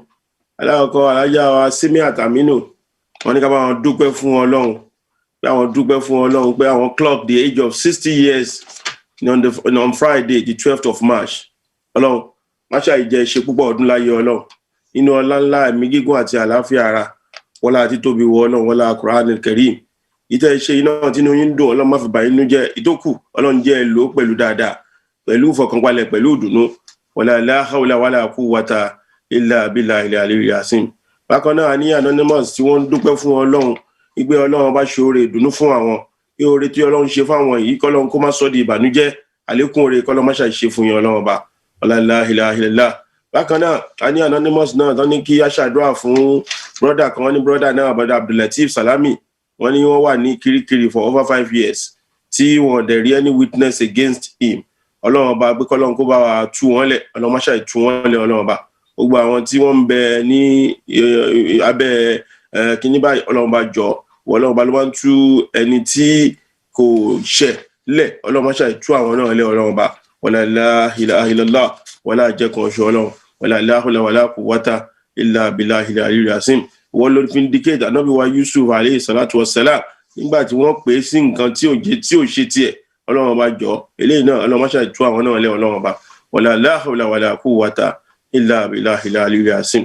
Bákan náà ní anonymous tí wọ́n ní ká bá wọn dúpẹ́ wípé Ọlọ́run bá ṣí ilẹ̀kùn oore tuntun fún àwọn Ọlọ́run bá jọ ilẹ̀kùn oore tuntun tó ṣí fún yín náà Ọlọ́run pé kí Ọlọ́run kó ṣí fún ọkọ àwọn ìgbé ọkọ àwọn pé iṣẹ́ kò síṣẹ́ lọ́wọ́ wọn fúngbà díẹ̀ báwọn wá ń bẹ lọ́hùn kó ṣílẹ̀kùn oore fún wọn Ọlọ́run bá jọ ìwọ ló máa ń ṣílẹ̀kùn oore fún ẹni tí ò rí oore ẹ̀ Ọlọ́run bá jọ àwọn ládídá àsìkò yìí gbogbo àwọn tíṣẹ́ bọ́ lọ́wọ́ wọn Ọlọ́run bá jọ má ṣe ṣílẹ̀kùn oore fún wọn Ọlọ́run bá wala Qur'anul Karim wala la ilaha illallah. A máa gbé ṣílẹ̀kùn oore fún mi ṣe ilẹ̀kùn oore fún mi àlùbáríkà ọjọ́ àná o àlùbáríkà ọjọ́ ìní àlùbáríkà ọjọ́ ọ̀la ṣe ilẹ̀kùn oore fún wa ọlọ́mọṣà ìṣílẹ̀kùn oore fún wọn lọ́ba. Bákan náà alájà wa Muniratu Ogunláyì wọ́n ní abẹ́lọ́ wọ́n ní kí a bá ká bẹ Ọlọ́run fún ìlú wa Nàìjíríà tí gbogbo ọ̀pọ̀lọpọ̀ wa ti wá ìgbé kí Ọlọ́run bá wa túnbẹ̀ ṣe Ọlọ́run àwa bẹ́ẹ̀ nu ọlá ńlá ẹ̀ wọ́n ló fi ìfọ̀kànbalẹ̀ sí ìlú Mẹ́kà àti ìlú Mẹdínà Ọlọ́run bá ìfọ̀kànbalẹ̀ má ṣàyẹ̀bá wa gbọ́jàbá gbìn sí ìlú Nàìjíríà Ọlọ́run bá gbogbo àìṣedéédé Nàìjíríà Ọlọ́run bá wa tún ṣe nílùú ìfọ̀kànbalẹ̀ ṣe nílùú táwa náà máa dunnú pé mo fẹ́ padà sílé pẹ̀lú ìdẹ̀ra pẹ̀lú ìfọ̀kànbalẹ̀ wala la ilaha illallah. Gbogbo àwọn olórí wa má ṣàyẹ̀bá wa tún wọn ṣe Ọlọ́run bá wala kun fayakun wala Qur'anul Karim ìlú náà má ṣàyẹ̀ sọ́dìlú ńlá Ọlọ́run bá wala pé kò sí tí wọn Ọlọ́run ò lè tún ṣe ọ̀pọ̀lọpọ̀ àti ẹ̀ máa sọ́ngbà míì pé ìjẹ́ Nàìjíríà ti ẹ̀ lè dá mọ́ mùsùlùmí kì í sọ bẹ́ẹ̀ nítorí pé inna Allaha ala kulli shay'in qadir kò sí tó kọjá agbára Ọlọ́run bá gbogbo nǹkan tá bá ti ń bẹ Ọlọ́run bá sí mùsùlùmí láti ní hope fear and love and láti máa ní hope wípé ohun tí ò dá lénìí ó sì ń bọ̀ wá dá lọ́la torí pé òun ló lágbára lórí gbogbo nǹkan bí yadika la khairi innaka ala kulli shay'in qadir Ọlọ́run bá jọ má ṣàì wọlá pé gbogbo dáadáa ìkáwọ́ ẹ ló wà má ṣàì ṣe dáadáa má ṣàì fi ránṣẹ́ sílùú wa Nàìjíríà náà wala kun fayakun wala la hawla wala quwwata illa billahi al-aliyyil azim. Bákan náà ní anonymous tó ní àwọn ní mock exam ní ọ̀la wọn abẹ lọ́wọ́ ní ọ̀la ńlá ẹ̀ pé ó wà important fáwọn exam yẹn kí Ọlọ́run jẹ́ káwọn yege ń bẹ̀ Ọlọ́run bá jọ jẹ́ kẹ́ yege Ọlọ́run bá ìwọ ló pàṣẹ àwọn ẹni Ọlọ́run nínú owó tó gbé fún wọn ìwọ ló gbé sẹ́fà Ànábì wa Muhammad sallallahu alayhi wa sallam ó tún wá ràn lọ́wọ́ pé ìsáájà nasrullahi wal fatih wa ra'aita an-nasa yadkhuluna fi dinillahi afwaja fasabbih bihamdi rabbika wastaghfirhu innahu kana tawwaba.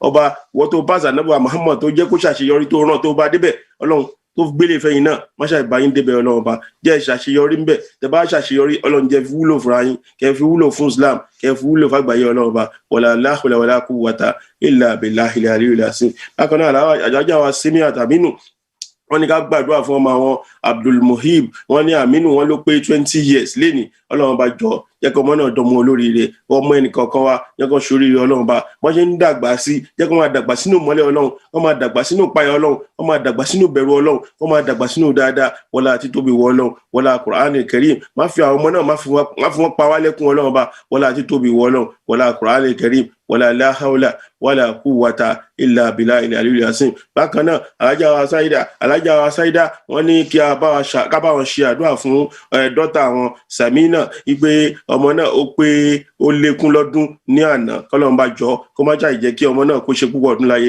wọlá àti tóbi wọ Ọlọ́run wọlá Qur'an al-Karim wala la hawla wala quwwata illa billahi al-aliyyil azim. Bákan náà brother Abọ́lájí Lẹ́gbàá wọ́n ní ká bá wọn ṣe special request fún the wonderful and loving wife tí Ọlọ́run jogún fáwọn, kí Ọlọ́run bá jọ ìyàwó náà Ọlọ́run má fi wọ́n bá inú jẹ́, inú yín ti jọ ń dùn, Ọlọ́run bá jọ Nasfat ìyàwó náà inú yín ti jọ ń dùn, wọ́n ti ń jẹ́ obìnrin rere fún yín, Ọlọ́run bá jọ má fi wọ́n pa yín lẹ́kún, Ọlọ́run bá má fi wọ́n dà yín láàmú, ṣé wọ́n lóbìnrin rere fún yín dọjọ́ alẹ́ wọlá tí tóbi wọ Ọlọ́run wọlá la hawla wala quwwata illa billahi al-aliyyil azim. Bákan náà brother Koriba, sister wa Koriba Bangbose, wọ́n ní àwọn expect paper from the immigration office, ìwé táwọn táwọn gbé wọlé, Ọlọ́run bá jọ jẹ́ kí eré ìsì ayọ̀ ń bẹ Ọlọ́run bá ní máa dùn yàn nú lórí gbogbo ohun téèyàn ń retí, gbogbo ohun téèyàn ń retí lọ́dọ̀ Ọlọ́run bá wá wọlá títóbi ẹ wá wọlá Qur'an al-Azim. Ọlọ́run bá jọ ìrètí yín má jò já sófo Ọlọ́run bá wọlá kún fàyàkún wọlá la hawla wala quwwata illa billahi al-aliyyil azim. Bákan náà sísá wa Sẹ̀mí Adéjì wọ́n ní ká ṣàdúrà fún sísá àwọn tó yẹ pé wọ́n ń béèrè fruit of the womb, ìgbé Ọlọ́run bá jọ ìwọ lọ́ba tí ó máa ń ṣe èso inú ọ̀lẹ́nu tó máa ń sọ di dáadáa fún yàn, Ọlọ́run bá jọ ọmọ alálùbáríkà máṣá ìjogún ẹ̀ fáwọn náà wọlá pé àwọn ìyá wọn wá ń dúpẹ́ lẹ́ni Mother's Day ní tí yóò bá tí ì ní ọmọ ọ̀pọ̀lọpọ̀ máa wò pé a kò ń ṣe tèmi, ìwọ náà máa dunnú torí pé Ọlọ́run bá ti sọ fún wa náà Al-Qur'an pé al-malu wal-banu bismillahir rahmanir rahim al-malu wal-banu zinnatal hayatid dunya wal-baqiyatu s-salihatu inda rabbika thawaban wa khayran amala. Iṣẹ́ rere ló ní ká mú lókùnkúndùn, ká máa ṣiṣẹ́ rere, tá bá ti ń ṣiṣẹ́ rere gbogbo ohun tí ò tó Ọlọ́run padà jẹ́ kó tó, yóò tún ṣẹ́kù fún wa. Ọlọ́run má ṣàì dùn inú ọ̀lẹ́nu, Ọlọ́run má ṣàì ṣe fún yín ọmọ alábàárìkà, má ṣàì jogún ẹ̀ fún yín Ọlọ́run bá wala la hawla wala quwwata illa billahi al-aliyyil azim. Bákan náà wọ́n ní ká ṣàdúrà fún kọ́sìn àwọn Abdul-Lateef àti ọ̀rẹ́ àwọn wọ́n ní gbogbo wọn wà Pakistan, wọ́n they are going through cancer treatment, àmọ́ orúkọ ìwọ́n ní Rala W pé àwọn náà wọ́n go through àwọn ọ̀rẹ́ àwọn àti pé wọ́n go through cancer treatment ní Pakistan. Ọlọ́run bá jọ gbogbo àìsàn ara tó ń ṣe olúkálukú, Ànábì sọ gbogbo aláìsàn àfẹnitọ́lọ́mbá wòsàn nìkan lórí wòsàn. Ọlọ́run bá jọ má ṣàì wọlá títóbi wẹ̀ lọ́run, má ṣàì wò wọ́n sọ Ọlọ́run bá Allahumma rabban nas ishabil basa ishifi anta shafi la shifaa illa shifaa la yugadiru saqama. Ọlọ́run má ṣàì wò nìkálukú wa sọ Ọlọ́run bá wọlá Qur'an al-Karim. Bákan náà ní Anonymous wọ́n ní kí ṣe clarification, ó dà pé wọ́n máa ṣe yẹn pẹ̀lú soul clarification. Suratu Tawbah, it does not start with bismillah. Ó dà pé wọ́n ti ṣe ní last week nígbà tí wọ́n ka tàǹkàrà fún wa, ṣùgbọ́n tẹ́ bá tún fẹ́ gbọ́ pẹ̀lú ògo Ọlọ́run àwọn àfáà àwọn ṣètò yẹn fún yín la ilaha illallah. Bákan náà tó ní alájà níkẹ́ wọ́n ní birthday prayer fún àwọn náà, alájà Amdalat Ṣógunró wọ́n pé ká ṣàdúrà fún wọn pé àwọn náà ṣe birthday. Ọlọ́run bá jọ birthday tí ẹ ṣe Ọlọ́run má jẹ́ ìfilẹ̀ ìṣàṣemọ ìdùnnú ìdẹ̀ra ìfọ̀kànbalẹ̀, Ọlọ́run má ṣàìṣe fún yín Ọlọ́run bá wala la ilaha illallah. Ká máa kọ́ fún gbogbo àwọn oníbẹ̀ẹ́dẹ̀ pé happy birthday to you, happy birthday to you, happy birthday to you, happy birthday to you, ẹ̀mí á ṣe púpọ̀ láyé, happy birthday to you, ẹ̀mí á ṣe púpọ̀ láyé, happy birthday to you. Owó oníbàdé pàápàá Ọlọ́run abẹ́lọ́nà ọláńlá ẹ̀mí gígùn àlàáfíà ara, yóò máa ń ṣọjọ́ òbí sí, yóò máa dúpẹ́ oore tọ́lọ́run ti ṣe fún, yóò máa fi ọpẹ́, yóò máa fi dé ìdùnnú tọ́lọ́run ti ṣe fún. Gbogbo ìdùnnú tí àwọn fi ọpẹ́ dè mọ́lẹ̀ Ọlọ́run bá jọ àlékún ọpẹ́ àlékún ìdùnnú àlékún ìdẹ̀ra àlékún ìfọ̀kànbalẹ̀ wọ́n ṣe ìṣe fún kálukú wa wala la ilaha illallah ìdá ń ṣe lọ́dún yìí ká má fi ìṣàṣemọ̀ ká ṣe gbọ́ lórí ilẹ̀ ayé gbogbo ìta bá ṣe ń bẹ̀ náà ó jẹ́ ìta máa fi sí lọ́hùn tá máa fi páyà ọlọ́hun tá máa fi bẹ́ lọ́hùn tá fi rí ìyọ́nú ọlọ́hun gbogbo ìgbà tó bá pè wá sọ́dọ̀ wala Qur'anul Karim wala kun fayakun wala la hawla wala quwwata illa billahil aliyyil azim ìsájà kan àránṣẹ́ ọlọ́hun kó máa bá gbogbo oníbẹ̀dẹ̀ pátápátá àti gbogbo àwa tí a wà lórí platform bismillahir rahmanir rahim ìsájà nasrullahi wal fatihu wa ra'aita an-nasa yadkhuluna fi dinillahi afwaja wasabbih bihamdi rabbika wastaghfirhu innahu kana tawwaba. Bákan náà alájà wa Adéníkì Ayọ̀lá wọ́n ní ká ṣàdúrà fún late sister wọn tí wọ́n kú ní 3 years ago pé kọ́ lọ́mọ ṣàìbá yọ́nú sí wọn Ọlọ́run bá jọ sister yìí náà tí wọ́n kú 3 years ago Ọlọ́run má ṣàìbá mójúgò fún wọn má ṣàìbá pàṣẹ wọn rẹ́. Bákan náà bàbá ìyàwó tèmi náà wọ́n lọ bí ọ̀sẹ̀ méjì tó kọjá àti bàbá tèmi náà ìyá tèmi náà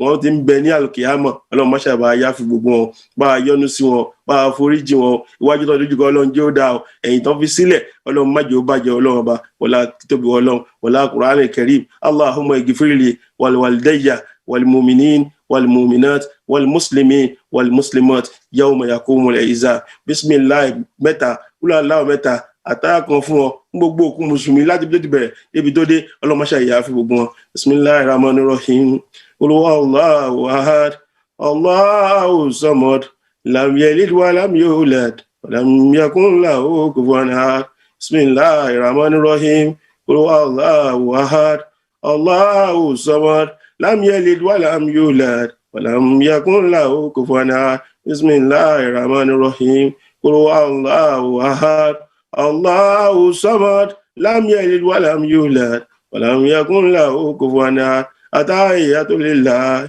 azakiyatu lillahi atayibatu salawatu lillahi assalamu alayka ayyuhan nabiyyu wa rahmatullah wa barakatuhu assalamu alayna wa ala ibadillahi salihin. Bákan náà tó fi gbogbo àsìkò náà a fi ṣàdúrà fún gbogbo àwọn mission board wa látorí zonal missioner wa láti gbogbo àwọn àfáà pátá nítorí àfáà tó ń tukọ̀ Alhaji wa Hafiz Yusuf Ọlọ́run àlékún oore àlékún dáadáa àlékún gbogbo àdúrà má ṣàfi tẹ ẹnì kọ̀ọ̀kan wá lọ́rẹ wọlá àti tóbi wọ Ọlọ́run wọlá Qur'anul Karim aṣàdúrà gbogbo jọmọ́ náà Nasfat lápapọ̀ ní ti lé nítoko Ọlọ́run ìdùnnú oore ajẹ́njẹ́ tó ti kì í tán láíláí àlùjánnà onídẹ̀ra tọ́lọ́ máa fi ń dùn yàn núgbẹ̀yìn Ọlọ́run má ṣàfi tẹ ẹnì kọ̀ọ̀kan lọ́lẹ̀ Rabbi ibni indaka baytan fil janna Ọlọ́run má ṣàìkọ́lé aláyọ̀ fún wa tí ó súnmọ́ wọ Ọlọ́run pẹ́kipẹ́kí ní ọgbà àlùjánnà subhana rabbika rabbil izzati amma yasifun wassalamu ala al-mursalin walhamdulillahi rabbil alamin. Assalamu alaikum wa rahmatullahi wa barakatuh. Alaikum salam wa rahmatullahi wa barakatuh. Alhamdulillahi rabbil alamin. Alhamdulillahi rabbil alamin. Alhamdulillahi rabbil alamin.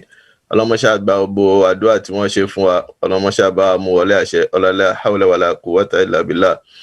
Ká tó bọ́ sórí ètò tí ó kàn mo gbàgbé lẹ́ẹ̀kan láti ṣe announcement àwọn family retreat inshallah ta'ala àwọn elétò wọ́n ti fẹnukò pé family retreat wa lọ́dún yìí it will be a virtual family retreat inshallah gbogbo wa náà ni wọ́n fìwé pè this time kò sí pé à ń sanwó àsìkò wa nìkan la nídìí láti filẹ̀ inshallah it will be on Friday, Saturday and Sunday the 2nd to the 4th of April inshallah in about 2 to 3 weeks time inshallah.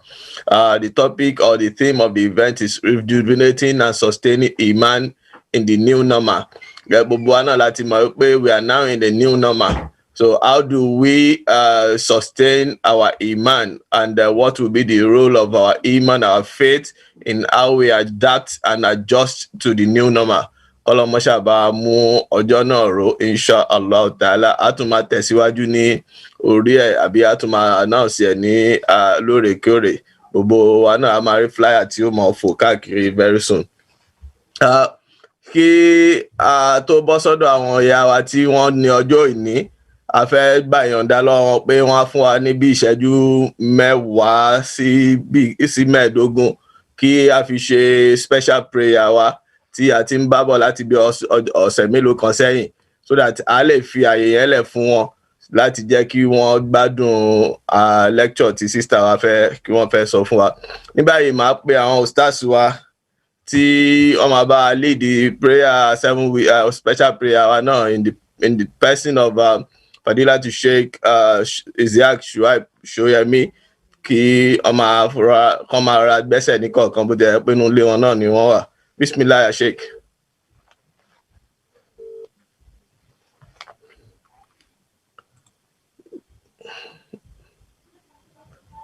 ẹ ti wà mí tẹ̀dá àgbọ̀yìn o. أعوذ بالله من الشيطان الرجيم بسم الله الرحمن الرحيم وقلت استغفروا ربكم ثم توبوا إليه يرسل السماء عليكم مدرارا ويمددكم بأمواله وبنين ويجعل لكم جنات ويجعل لكم أنهارا أستغفر الله أستغفر الله أستغفر الله أستغفر الله أستغفر الله أستغفر الله أستغفر الله أستغفر الله أستغفر الله أستغفر الله أستغفر الله إن الله غفور رحيم بسم الله الرحمن الرحيم إن الله وملائكته يصلون على النبي يا أيها الذين آمنوا صلوا عليه وسلم تسليما اللهم صل على محمد وسلم اللهم صل على محمد وسلم اللهم صل على محمد وسلم اللهم صل على محمد وسلم اللهم صل على محمد وسلم اللهم صل على محمد وسلم اللهم صل على محمد وسلم اللهم صل على محمد وسلم اللهم صل على محمد وسلم اللهم صل على محمد وسلم اللهم صل على محمد وسلم اللهم صل على محمد وسلم بسم الله الرحمن الرحيم شهد الله أنه لا إله إلا هو والملائكة وأولو العلم قائما بالقسط لا إله إلا هو العزيز الحكيم فاعلموا أنه لا إله إلا الله لا إله إلا الله لا إله إلا الله لا إله إلا الله لا إله إلا الله لا إله إلا الله لا إله إلا الله لا إله إلا الله لا إله إلا الله لا إله إلا الله لا إله إلا الله محمد رسول الله صلى الله عليه وسلم بسم الله الرحمن الرحيم الحمد لله رب العالمين الحمد لله رب العالمين الحمد لله رب العالمين الحمد لله رب العالمين الحمد لله رب العالمين الحمد لله رب العالمين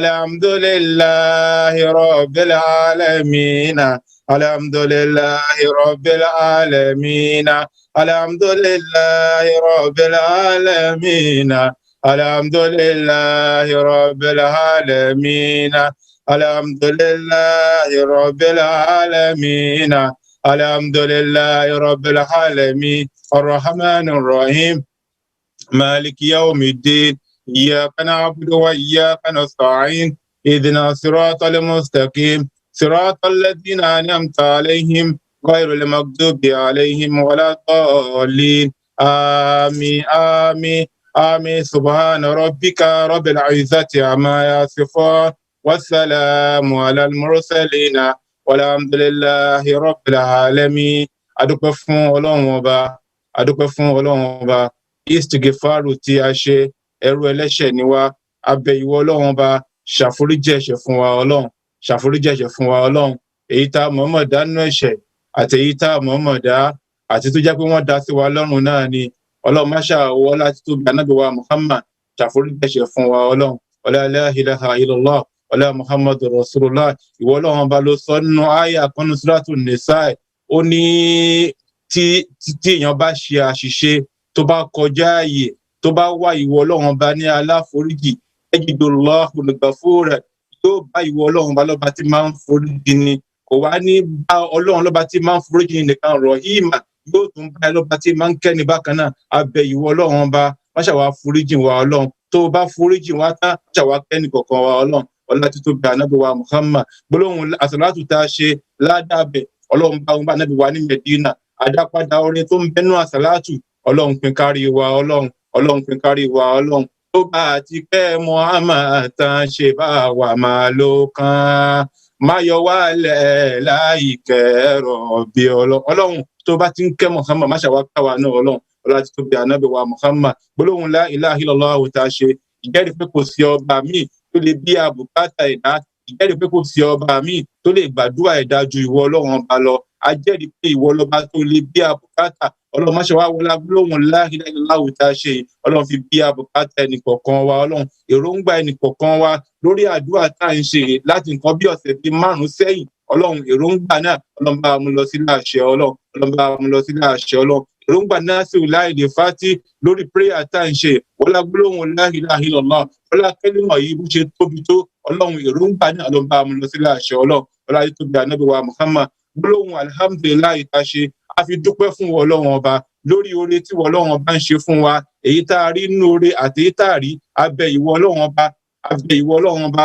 máṣà dúpẹ́ fún ọlọ́run ọba lórí ẹ̀ ọlọ́run máṣà wàá gbọpẹ́ wa ọlọ́run máṣà wàá gbọpẹ́ wa ọlọ́run ọlọ́run tó bí ànábì wa Muhammad Suratul Fati tí a fẹ́ ké ìwọ ọlọ́run ọba nínú àwọn súrà tí ọlọ́run tó máa fi ń ṣe oore fún ẹ̀dá ni ọlọ́run wá wọlá yìí tá à ń ṣe bọ̀ láti nǹkan bí ọ̀sẹ̀ 5 sẹ́yìn ọlọ́run fi ṣoore fẹ́ni kọ̀ọ̀kan wa ọlọ́run fi ṣílẹ̀kùn oore fún wa ọlọ́run fi ṣílẹ̀kùn àánú fún wa ọlọ́run fi ṣílẹ̀kùn dùnú fún wa ọlọ́run ọlájú tó bí ànábì wa Muhammad 2021 tá a wà yìí ti wà nú àkọọ́lẹ̀ ọlọ́run ẹni tí ó lò pẹ̀lú ìdùnnú ó ń bẹnu àkọọ́lẹ̀ ọlọ́run ẹni tí ó lò pẹ̀lú ìbànújẹ́ ó ti ń bẹnu àkọọ́lẹ̀ ọlọ́run àwa bẹ̀ ìwọ ọlọ́run gbogbo ẹni tí ó lò pẹ̀lú ìdùnnú ó ní kó pa èmi àti yín mọ́ ọlọ́run ẹni tí ó lò pẹ̀lú ìbànújẹ́ àwọn kan ti ń lò pẹ̀lú ìbànújẹ́ lọ́wọ́lọ́wọ́ báyìí àbẹ̀ ìwọ ọlọ́run má pa wá mẹ́ni tí ó lò pẹ̀lú ìbànújẹ́ ọlọ́run ọlájú tó bá ànábì wa Muhammad gbogbo aburú gbogbo ìbànújẹ́ tó ń bẹ nínú ọdún yìí má jò yálẹ̀ ẹnìkọ̀ọ̀kan wa ọlọ́run tí wọ́n bá ń pín lẹ́tà àdùnnú ọlọ́run jọ fi wá èmi àti yín rí ọlọ́run lẹ́tà oríire lẹ́tà àdùnnú lẹ́tà ìfàyàbalẹ̀ jọ fi wá èmi àti yín rí ọlọ́run lẹ́tà ìbànújẹ́ má jò wọ́n pín yálẹ̀ ẹnìkọ̀ọ̀kan wa ọlọ́run àwọn abẹ ọlọ́run ikú òjijì má jò yálẹ̀ ẹnìkọ̀ọ̀kan wa ọlọ́run ikú òjijì tí máa ń gbọmọ lọ́wọ́ òbí má jò yálẹ̀ wa ọlọ́run ikú òjijì tí máa ń gbọkọ lọ́wọ́ ìyàwó àjò ìyálẹ̀ ẹnìkọ̀ọ̀kan wa ọlọ́run ikú òjijì tí máa ń gbọkọ lọ́wọ́ ìyàwó tí máa ń gbìyàwó lọ́wọ́ ọkọ májò ìyálẹ̀ ẹnìkọ̀ọ̀kan wa ọlọ́run ọlọ́run tó bí ànábì wa Muhammad a fi ìgbésí ayé wa a fi lé ọlọ́run ọba tó ń darí ẹ̀ ọlọ́run májò dàrú ọlọ́run ọba kò dàrú lánàá kò dàrú lónìí májò dàrú láyé ọlọ́run tó bí ànábì wa Muhammad jama ẹja gbogbo dáadáa káṣí alukurahani wa Suratul Fati Quran chapter 48 kí gbogbo wa àwa tí a bá lè ká ẹja jọ máa ké ọlọ́run èròǹgbà wa lórí ẹ̀ máṣàbà mú lọ sílé àṣẹ ọlọ́run tó bí ànábì wa Muhammad a'udhu billahi minash shaitanir rajim bismillahir rahmanir rahim lónìí òun ni Mother's Day tá à ń celebrate àwọn ìyá wa àwọn ìyá alálùbáríkà tí wọ́n bímọ àlùbáríkà abẹ́ ìwọ ọlọ́run gbogbo ìgbà tíṣe wọn bá dé ọlọ́run jó máa ṣojú ẹ̀mí wọn ọlọ́run gbogbo ìgbà tíṣe wọn bá dé ọlọ́run jó máa ṣojú ẹ̀mí wọn ọlọ́run níjọ́ tó ọmọ bá pè yín pẹ́yìn lọ́rọ́ kan ọlọ́run má fẹ́ lómi ìrọ́pò yín ọlọ́run níjọ́ tí ọmọ bá pè yín pẹ́yìn ní kẹ́ wá ṣaṣojú ọlọ́run má fẹ́ lómi ìrọ́pò yín ọlọ́run ẹ̀yin lẹ ṣe wàhálà lórí wọn ẹ̀yin náà ní kẹ́ jèrè wọn ọlọ́run ẹ̀yin lẹ ṣe wàhálà lórí wọn ẹ̀yin náà ní kẹ́ jẹ̀gbádùn àwọn ọmọ ọlọ́run ọlọ́run tó bí ànábì wa Muhammad àwa ń celebrate yín lónìí èyí tá ẹni tó ká máa ṣe lójoojúmọ́ òun làwọn ọ̀yá wa àmọ́ lónìí wọ́n yálẹ̀ wípé ká máa celebrate àwọn obìnrin násìlò láìlè fati àwọn náà a celebrate yín lónìí gbogbo àfa Nasfat pátá a celebrate yín lónìí pé gbogbo bímọ Allah ọlọ́run jẹ́ jèrè ọmọ Allah àwọn tí wọ́n bí wa Allah ọlọ́run jẹ́ jèrè wa Allah wàhálà wọn pọ̀ púpọ̀ jù ọlọ́run jẹ́ wọ́n jèrè wa Allah la ilaha illallah Allah la ilaha illallah Allah Muhammadu Rasulullah la ilaha illallah. Jàmáà ayò gbà mí púpọ̀ ẹ dákun ẹ fi àníyàn yín kábíàdúrà tí a fẹ́ ṣe yìí a dẹ́díkéètì eléyìí tá a fẹ́ ké lónìí a dẹ́díkéètì fáwọn ìyá wa àníyàn yín lórí ẹ̀ ọlọ́ba mú lọ sílé àṣẹ èròǹgbà yín lórí tá a fẹ́ ké ọlọ́ba yín mú lọ sílé àṣẹ ọlá tó bí ànábì wa Muhammad ọlá bismillahir rahmanir rahim أعوذ بالله من الشيطان الرجيم بسم الله الرحمن الرحيم أعوذ بالله من الشيطان الرجيم بسم الله الرحمن الرحيم إنا فتحنا لك فتحا مبينا ليغفر لك الله من تقدم من ذنبك ومن تأخر ويتم نعمته عليك ويهديك صراطا مستقيما وينصرك الله نصرا عزيزا إنا فتحنا لك فتحا مبينا ليغفر لك الله من تقدم من ذنبك ومن تأخر ويتم نعمته عليك ويهديك صراطا مستقيما وينصرك الله نصرا عزيزا إنا فتحنا لك فتحا مبينا ليغفر لك الله من تقدم من ذنبك ومن تأخر ويتم نعمته عليك ويهديك صراطا مستقيما وينصرك الله نصرا عزيزا إنا فتحنا لك فتحا مبينا ليغفر لك الله من تقدم من ذنبك ومن تأخر ويتم نعمته عليك ويهديك صراطا مستقيما وينصرك الله نصرا عزيزا إنا فتحنا لك فتحا مبينا ليغفر لك الله من تقدم من ذنبك ومن تأخر ويتم نعمته عليك ويهديك صراطا مستقيما وينصرك الله نصرا عزيزا إنا فتحنا لك فتحا مبينا ليغفر لك الله من تقدم من ذنبك ومن تأخر ويتم نعمته عليك ويهديك صراطا مستقيما وينصرك الله نصرا عزيزا إنا فتحنا لك فتحا مبينا ليغفر لك الله من تقدم من ذنبك ومن تأخر ويتم نعمته عليك ويهديك صراطا مستقيما وينصرك الله نصرا عزيزا إنا فتحنا لك فتحا مبينا ليغفر لك الله من تقدم من ذنبك ومن تأخر ويتم نعمته عليك ويهديك صراطا مستقيما وينصرك الله نصرا عزيزا إنا فتحنا لك فتحا مبينا ليغفر لك الله من تقدم من ذنبك ومن تأخر ويتم نعمته عليك ويهديك صراطا مستقيما وينصرك الله نصرا عزيزا إنا فتحنا لك فتحا مبينا ليغفر لك الله من تقدم من ذنبك ومن تأخر ويتم نعمته عليك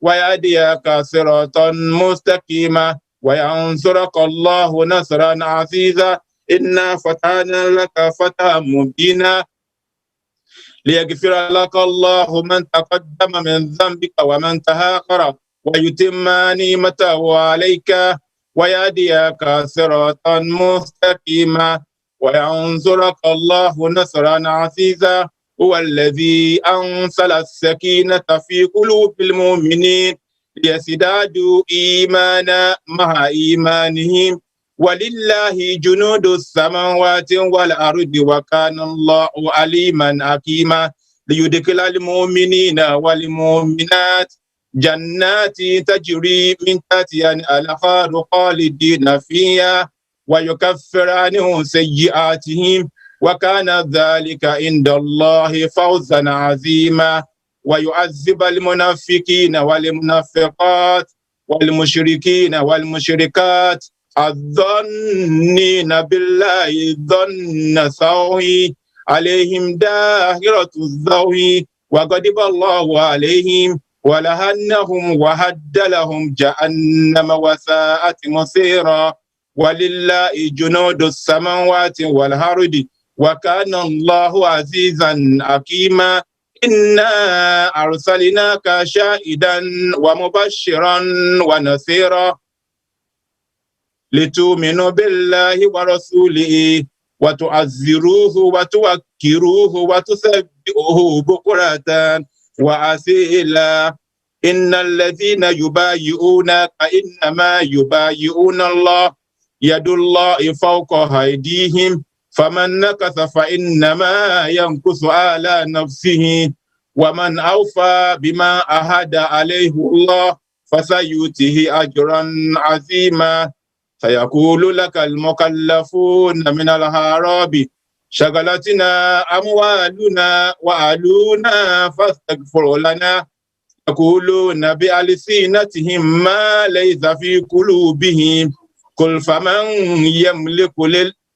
يملك لكم من الله شيئا إن أراد بكم ضرا أو أراد بكم نفعا بل كان الله بما تعملون خبيرا بل ظننتم أن لن ينقلب الرسول والمؤمنون إلى أهلهم أبدا وزين ذلك في قلوبكم وظننتم ظن سوء وكنتم قوما بورا ومن لم يؤمن بالله ورسوله فإنا أعتدنا للكافرين سعيرا ولله الملك السماوات والأرض يغفر لمن يشاء ويعذب من يشاء وكان الله غفورا رحيما سيقول المكلفون إذا انطلقتم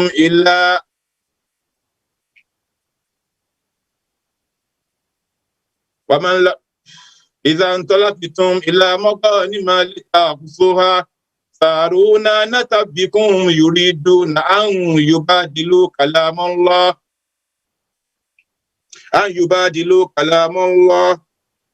قل لا تتبعون كذلكم قال الله من قبل فسيقولون بل تحسدوننا بل كانوا لا يفقهون إلا قليلا قل مكلفين من الأعراب ستدعون إلى قوم أولي بأس شديد تقاتلونه أو يسلمون فإن تطيعوا يؤتكم الله أجرا حسنا وإن تتولوا كمن توليتم من قبل يعذبكم عذابا عليما ليس على الأعمى حرج ولا على الحرج حرج ولا على المريض حرج وما يطع الله ورسوله يدخل جنات تجري من تحتها الأنهار ومن يتولى يعذبهم عذابا عليما لقد رضي الله عن المؤمنين إذ يبايعونك تحت الشجرة فعلم ما في قلوبهم فأنزل السكينة عليهم وأثابهم فتحا قريبا ومغانم كثيرة يأخذونها وكان الله عزيزا حكيما وعدكم الله مغانم كثيرة تأخذونها فأجل لكم عاسئ وكاف أيديهم الناس عنكم ولتكون آية للمؤمنين ويهديكم صراطا مستقيما وأخرى لم تقدروا عليها قد أحاط الله بها وكان الله على كل شيء قديرا ولو قتلكم الذين كفروا لولا أولو الأدبار ثم لا يجدون وليا ولا نصيرا سنة الله التي من قبل ولن تجد لسنة الله تبديلا وهو الذي كف أيديهم عنكم وأيديكم عنه بباطن مكة من بعد أن أسفركم عليهم وكان الله بما تعملون بصيرا هم الذين كفروا وصدوكم عن المسجد الحرام والهدي موقوفا أن يبلغ محله ولولا رجال مؤمنون ونساء مؤمنات لم تعلموا أن تطؤوا فتصبكم منهم مهرة بغير علم ليدخل له في رحمته من يشاء لو تزيلوا لعذبنا الذين كفروا منهم عذابا عليما إذ جعل الذين كفروا في قلوبهم آمية لجاهلية فأنزل الله سكينته على رسوله وعلى المؤمنين وألزمهم كلمة تقوى وكان حق بها وأهلها وكان الله بكل شيء عليما. لقد صدق الله رسوله رؤيا بالحق لا تدخلون المسجد الحرام إن شاء الله آمنين محلقين رؤوسكم ومقصرين لا تخافون فعلم ما لا تعلمون فجعل من دون ذلك فتحا قريبا. هو الذي أرسل رسوله بالهدى ودين الحق ليظهره على دين كله وكفى بالله شهيدا. محمد رسول الله صلى الله عليه وسلم والذين معه أشداء على الكفار رحماء بينهم تراهم ركعا سجدا يبتغون فضلا من الله ورضوانا سيماهم في وجوههم من أثر السجود ذلك مثلهم في التوراة ومثلهم في الإنجيل كزرع أخرج شطأه فآزره فاستغلظ فاستوى على سوقه يجيب الضراع ليغيظ بهم الكفار.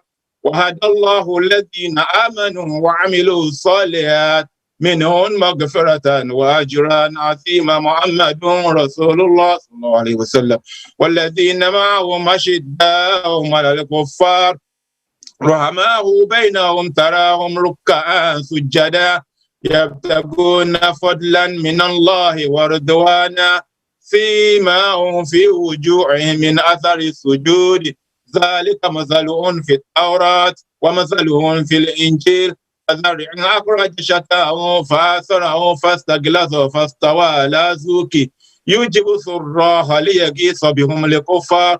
وهدى الله الذين آمنوا وعملوا الصالحات منهم مغفرة وأجرا عظيما. محمد رسول الله والذين معهم أشداء على الكفار رحماء بينهم تراهم ركعا سجدا يبتغون فضلا من الله ورضوانا سيماهم في وجوههم من أثر السجود ذلك مثلهم في التوراة ومثلهم في الإنجيل كزرع أخرج شطأه فآزره فاستغلظ فاستوى على سوقه يجيب الضراع ليغيظ بهم الكفار.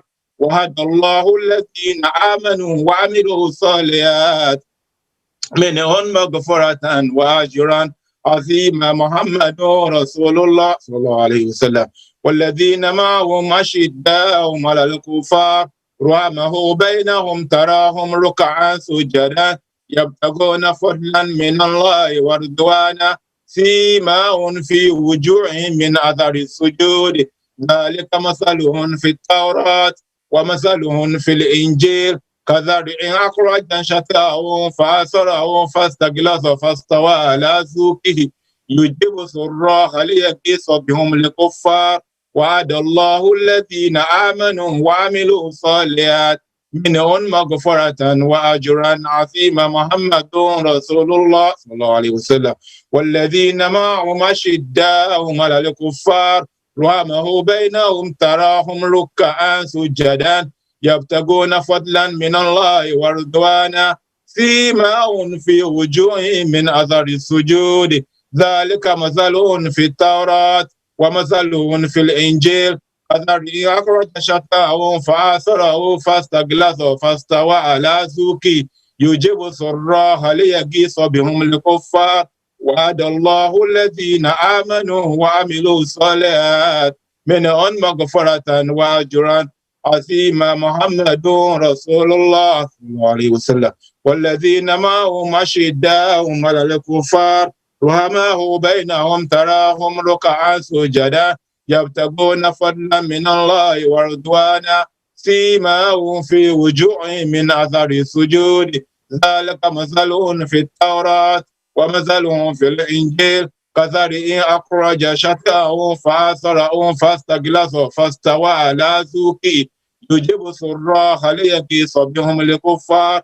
وعد الله الذين آمنوا وعملوا الصالحات منهم مغفرة وأجرا عظيما. محمد رسول الله صلى الله عليه وسلم والذين معهم أشداء على الكفار رحماء بينهم تراهم ركعا سجدا يبتغون فضلا من الله ورضوانا سيماهم في وجوههم من أثر السجود ذلك مثلهم في التوراة ومثلهم في الإنجيل كزرع أخرج شطأه فعصره فاستغلظ فاستوى على سوقه يجيب سره ليقيس بهم الكفار وعد الله الذين آمنوا وعملوا الصالحات منهم مغفرة وأجرا عظيما محمد رسول الله صلى الله عليه وسلم والذين معهم أشداء على الكفار رحماء بينهم تراهم ركعا سجدا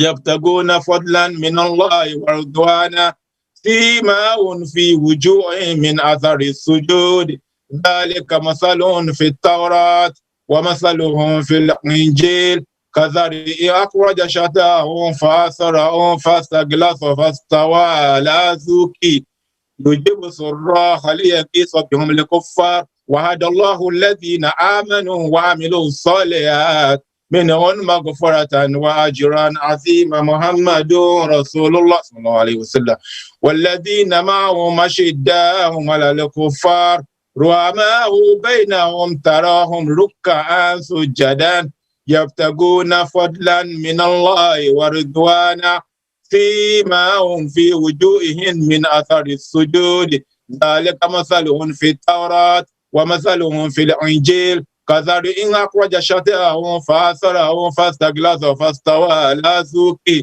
يجيب سره ليقيس بهم الكفار وعد الله الذين آمنوا وعملوا الصالحات منهم مغفرة وأجرا عظيما محمد رسول الله صلى الله عليه وسلم والذين معهم أشداء على الكفار رحماء بينهم تراهم ركعا سجدا يبتغون فضلا من الله ورضوانا سيماهم في وجوههم من أثر السجود ذلك مثلهم في التوراة ومثلهم في الإنجيل كزرع أخرج شطأه فآزره فاستغلظ فاستوى على سوقه يجيب سره ليقيس بهم الكفار وعد الله الذين آمنوا وعملوا الصالحات منهم مغفرة وأجرا عظيما محمد رسول الله صلى الله عليه وسلم والذين معهم أشداء على الكفار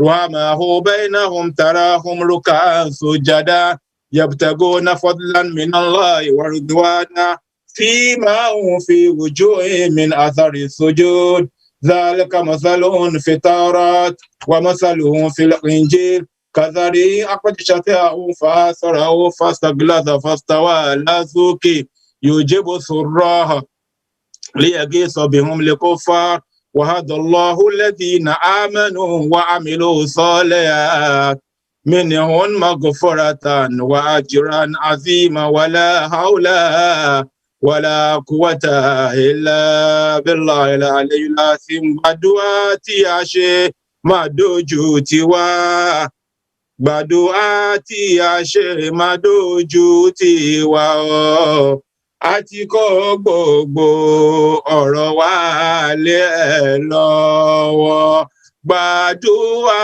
tí a ṣe má dojú tiwa Ọlọ́run gbàdúrà tí a ṣe má dojú tiwa o àti kó gbogbo ọ̀rọ̀ wa lé. Ìwọ náà máa dá wákà yẹn bá a ṣe ń da kó o máa dá wákà yẹn síwájú ara yìí pé Ọlọ́run gbàdúrà tí mo ṣe má dojú tì mí gbàdúrà tí mo ṣe má dojú tì mí o mo ti kó gbogbo ọ̀rọ̀ mi lé. Gbogbo ẹ̀yin ìyá wa ẹ máa sọ fọ́lọ́run bá pé Ọlọ́run gbàdúrà tí mo ṣe má dojú tì mí lórí ọmọ gbàdúrà tí mo ṣe má dojú tì mí Ọlọ́run mo ti kó gbogbo ọ̀rọ̀ mi lé ẹ lọ́wọ́. Ọlọ́run kó wọlé Ànábì wa Muhammad sallallahu alayhi wa sallam gbogbo ọ̀rọ̀ yín pátá Ọlọ́run má jẹ́ ó dàrú Ọlọ́run gbogbo ọ̀rọ̀ yín pátá Ọlọ́run má jẹ́ ó dàrú Ọlọ́run lórí ọmọ Ọlọ́run má jẹ́ ó dàrú Ọlọ́run lórí ara yín Ọlọ́run má jẹ́ ó dàrú Ọlọ́run lórí ọkọ yín Ọlọ́run má jẹ́ ó dàrú Ọlọ́run lórí gbogbo dúkìá yín ọlọ́mọdé ó dàrú ọlọ́run ọlọ́run tó bí ànábì wa Muhammad òní àdẹ́díkéètì àdúrà yìí fáwọn ìyá wa ẹ wá gbìyànjú ẹ ṣe sàárà àdúrà yìí gbogbo àwa ọkùnrin tá a wà lórí pílàfọ́ọ̀mù yìí ẹ já ṣe sàárà àdúrà yìí kó má yẹ nìkan kan lẹ̀ torí pé àwọn ni wọ́n bí wa àwọn ni wọ́n tọ́ wa àwọn ni wọ́n rè wa ká máa ṣe sàárà yẹn pẹ̀lú wákà wípé gbàdúrà tí mo ṣe máa dójú tì mí gbàdúrà tí mo ṣe máa dójú tì mí ọlọ́run mo ti kó gbogbo ọ̀rọ̀ mi ilé ẹ̀ mo mọ̀ pé kò sí ọkùnrin tó wà lórí pílàfọ́ọ̀mù yìí tí ò nífẹ̀ẹ́ ìyá tó bí bó bá ṣe wá nífẹ̀ẹ́ ìyá tó bí tó ìwọ náà wá ṣe sàárà àdúrà yìí torí àwọn ni wọ́n ní òní kó o máa sọ fọlọ́run bá pé gbàdúrà tí mo ṣe máa dójú tì mí gbàdúrà tí mo ṣe máa dójú tì mí o mo ti kó gbogbo ọ̀rọ̀ mi ilé ẹ̀ lọ́wọ́ torí àsìkò ẹja tẹ́wọ́ ká máa ṣe sàárà yẹn bá a ṣe dáwọ́kà yẹn ká máa ṣe sàárà ká tún máa tẹ́wọ́ lórí túbà tá a fẹ́ ké ọlọ́run máṣá wọlé àbí bá a ṣe lágbára ma òun la ṣe ṣe yìí ọlọ́run máṣá gbájú bẹ́ẹ̀ lọ́wọ́ wa ọlọ́run ayé tó gba níbi wa Muhammad bíi bismillahir rahmanir rahim bíi bismillahir rahmanir rahim Allahumma inni as'aluka bi annaka maliki wa sayyidi wa maulaya wa siqati wa rajahi as'aluka bi hurmati shahril harami wal baladil harami wa mas'atil harami wa qabri nabiyyika alayhi salam anta habali min al-khairi ma la ya'lamu ilma illa anta Allahumma ya man wa abal adama shiza wal ibrahima ismaila wa ishaqa wa rada yusuf ala yaquba ya man kashafa al-bala ana ayyuba ya man rada musa ilahu mihi ya sa'id al-qadri fi ilmihi ya man wahaba Dawuda Sulaimana wa Zakariya Yahya wal marhama Isa wa ya Hafsata bunata Shuhaibi as'aluka an tusalli ala Muhammadin wa ala jami'in nabiyyi wal mursalin wa ya man wahaba Muhammad sallallahu alayhi wa sallam shafa'ata wa darajatan rafi'ata an taghfira li dhunubi wa tastura li huyubi watujirana minan nari watujiba liridwanaka ọlọ́run wahamanaka waghfuranaka wa insanaka watumtihana fi jannatika ma'al ladhina an'amta alayhim minan nabiyyina wasiddiq washuhada wasalihin wa hasuna ulaika rafiqa Allahumma istajib du'ana wasmani dahana wa la tu'ayib raja'ana rahmatika ya arhamar rahim al-fatiha kullu amin Bismillahir Rahmanir Rahim. Amin. Alhamdulillahi Rabbil Alamin. Amin. Ar-Rahmanir Rahim. Amin. Maliki Yawmiddin. Amin. Iyyaka na'budu wa iyyaka nasta'in. Amin. Ihdina siratal mustaqim. Amin. Siratal ladzina an'amta alayhim. Amin. Ghayril maghdubi alayhim waladdallin. آمين آمين آمين سبحان ربك رب العزة عما يصفون والسلام على المرسلين والحمد لله رب العالمين صلوا على النبي الكريم صلى الله عليه وسلم صلى الله عليه وسلم صلى الله عليه وسلم اللهم شابا مولاشه اللهم شابا ni bada fún wa Allah je kan ṣoṣo Ọlọ́run láì ní gbà lásìkò quickly we go to program àwọn ìyá wa tí a ti sọ ní ẹ̀ẹ̀kan inshallah àwọn sister wa tí wọ́n máa bá ṣe lecture náà àwọn náà ti wà ní ìkàlẹ̀ àwọn náà ní sister wa sister Samiat Adéribigbe Bọ́lájí àwọn náà ti wà ní ìkàlẹ̀ Alájà Oyèwùnmí ṣé ẹ fẹ́ sọ gbólóhùn pàṣẹ méjì. Yes sir. Assalamu alaikum warahmatullahi wabarakatuh. We give all praise and thanks to Almighty Allah. Ọba tó jẹ́ kóun ló já gbogbo wa sí àtúnfẹ̀yìn àti fún Ànábì wa Muhammad sallallahu alaihi wasallam àwọn tó bá ṣe Islam àti gbogbo àwọn mùsùlùmí láti ìgbà náà tó fi dé sí. Mo kí gbogbo àwọn àfáà mi pé a kú ìgbìyànjú ní kíkí ọ̀la èyí tó dáa jù lọ táàmù kíra wá ń jọ gbèndé àkè àmọ́ pé assalamu alaikum warahmatullahi wabarakatuh. Today is a special day for women. Bọ́n ṣe ń sọ fún wa látàárọ̀ àdìmọ̀ pé nínú Islam ojoojúmọ́ ni ọdún fáwọn ìyá wa. But today being a day that has been chosen as Women's Day, all the women of Alijana in the UK and Highland Zone, I want to appreciate you all. I want to say thank you. Ẹ ṣeun ẹ kú gbà gbogbo wa, ẹ kú ìfọmọnìyàn ṣe, ẹ kú pé ẹ rí wa lọ́mọ kékeré tá bá pè yín ẹ ń jẹ́ wa. A kú dáadáa tá ń bára wa ṣe mọ́ àgbà ládùúrà kú gbogbo wa jọ́ṣe wa ò ní bàjẹ́. Wàrà fana ọmọ kánà léyà gbogbo àwọn ọmọ wa pátápátá wọ́n á yè wọ́n á yanjú láṣẹ Ọlọ́run ọba. Wọn ò ní ṣe tí wọ́n lọ́tọ̀. Bó ṣe wù kí ìgbà ó máa rí gbogbo nǹkan burúkú tó ń ṣẹlẹ̀ kò ní jẹ́ tiwa, kò ní jẹ́ tàwọn ọmọ wa. On behalf of all Women Affairs Secretary in this zone, from Manchester to Millwall, Milton Keynes, Thamesmead, Woolwich, and Barking and Dagenham, Nottingham, and Pages Walk. We appreciate you all my women. We don't have anything to say but to say thank you, and we appreciate you. And Dublin, inshallah. Thank you, sir. Gbogbo wa a sọ pé ẹ ṣeun ẹ kú ìgbà gbogbo wa Ọlọ́run ní jẹ́ ká jọ ṣe wa kó bàjẹ́. So on that note, today being a special day and a day that we want to mark the International Women's Day as well. So we have invited a seasoned lecturer in the person of Sister Samiat Aderibigbe. She's a professional teacher, a content curator, and a social entrepreneur. She's a founder of Eyes on Jannah, a faith-inspired brand which aims to promote and cultivate the deen, Islam, through visual content, print, and digital products. Our Sister Samiat is fluent in the language of faith, positively and impact. She believes that having faith should spur us to be positive-minded and in turn to make impact in our own space. Subhanallah. She is always willing to offer support to people around her, especially young women, in discovering themselves, become self-aware, and use their innate talent and learnable skills to achieve great things and become happier.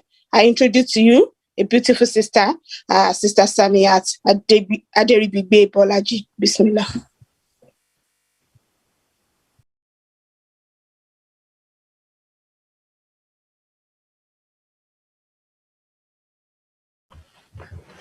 Sister Samia, the floor is yours, inshallah.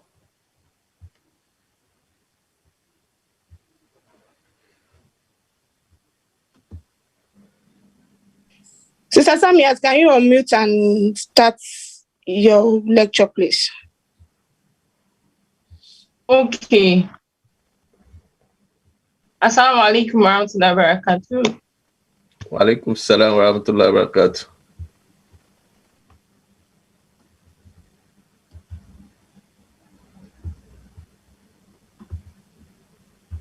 You are still muted, sister. You are still muted. That's better.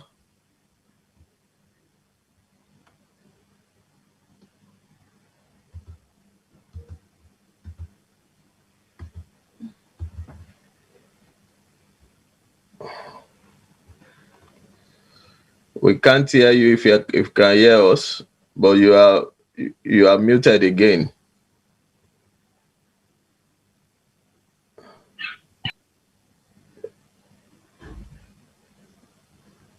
You are muted. We can't hear you.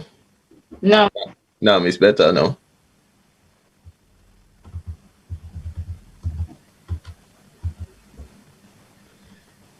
Bismillah. No.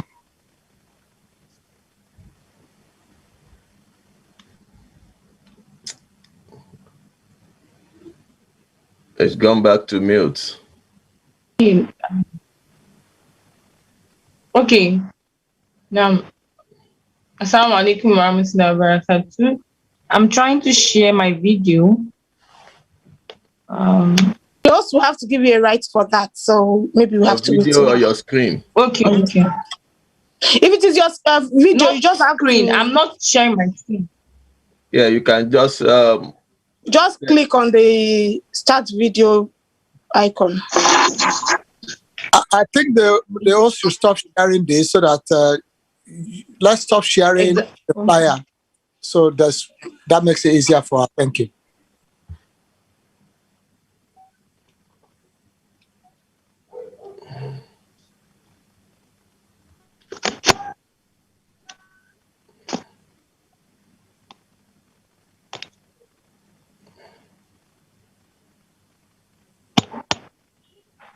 Yeah, it's okay. We can hear and see you now. Okay.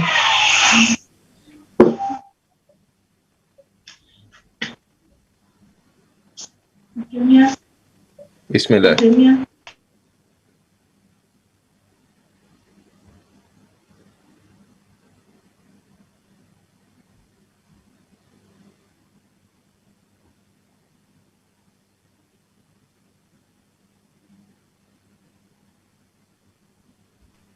Now, A'udhu billahi minash shaitanir rajim. Bismillahir rahmanir rahim. All praise is due to Allah. We praise Allah and seek Allah's help and forgiveness, and we seek refuge in Allah, the Most High, from the evils of ourselves. Whoever has been guided by Allah, no one can misguide him, and whosoever is misguided, no one can guide him except Allah. And I bear witness that there is no God worthy of worship except Allah, the Almighty alone, without partner or associate. And I further bear witness that Muhammad, peace be upon him, is his true worshipper and messenger. May Allah the Exalted bestow his peace and blessings upon him. Ameen. Assalamu alaikum wa rahmatullahi wa barakatuh. Wa alaikum salam wa rahmatullahi wa barakatuh. Yes, my name is Samiat. I want to discuss the topic, the Muslim woman and the digital era, to know who is online. So if you're online, kindly signify with the comment, maybe salam on the comment box, so I see the people who are with me.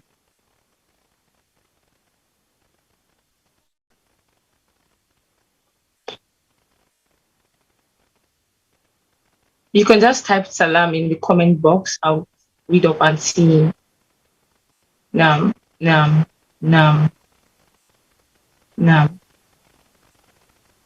Alhamdulillah.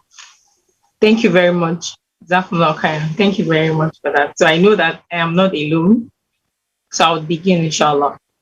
Now, so to start with, I want to define digital era. We all know what if I ask somebody now that what is digital era, our answers would have things like information, you'll have things like technology within it. So I want to just give a short definition of what digital era is.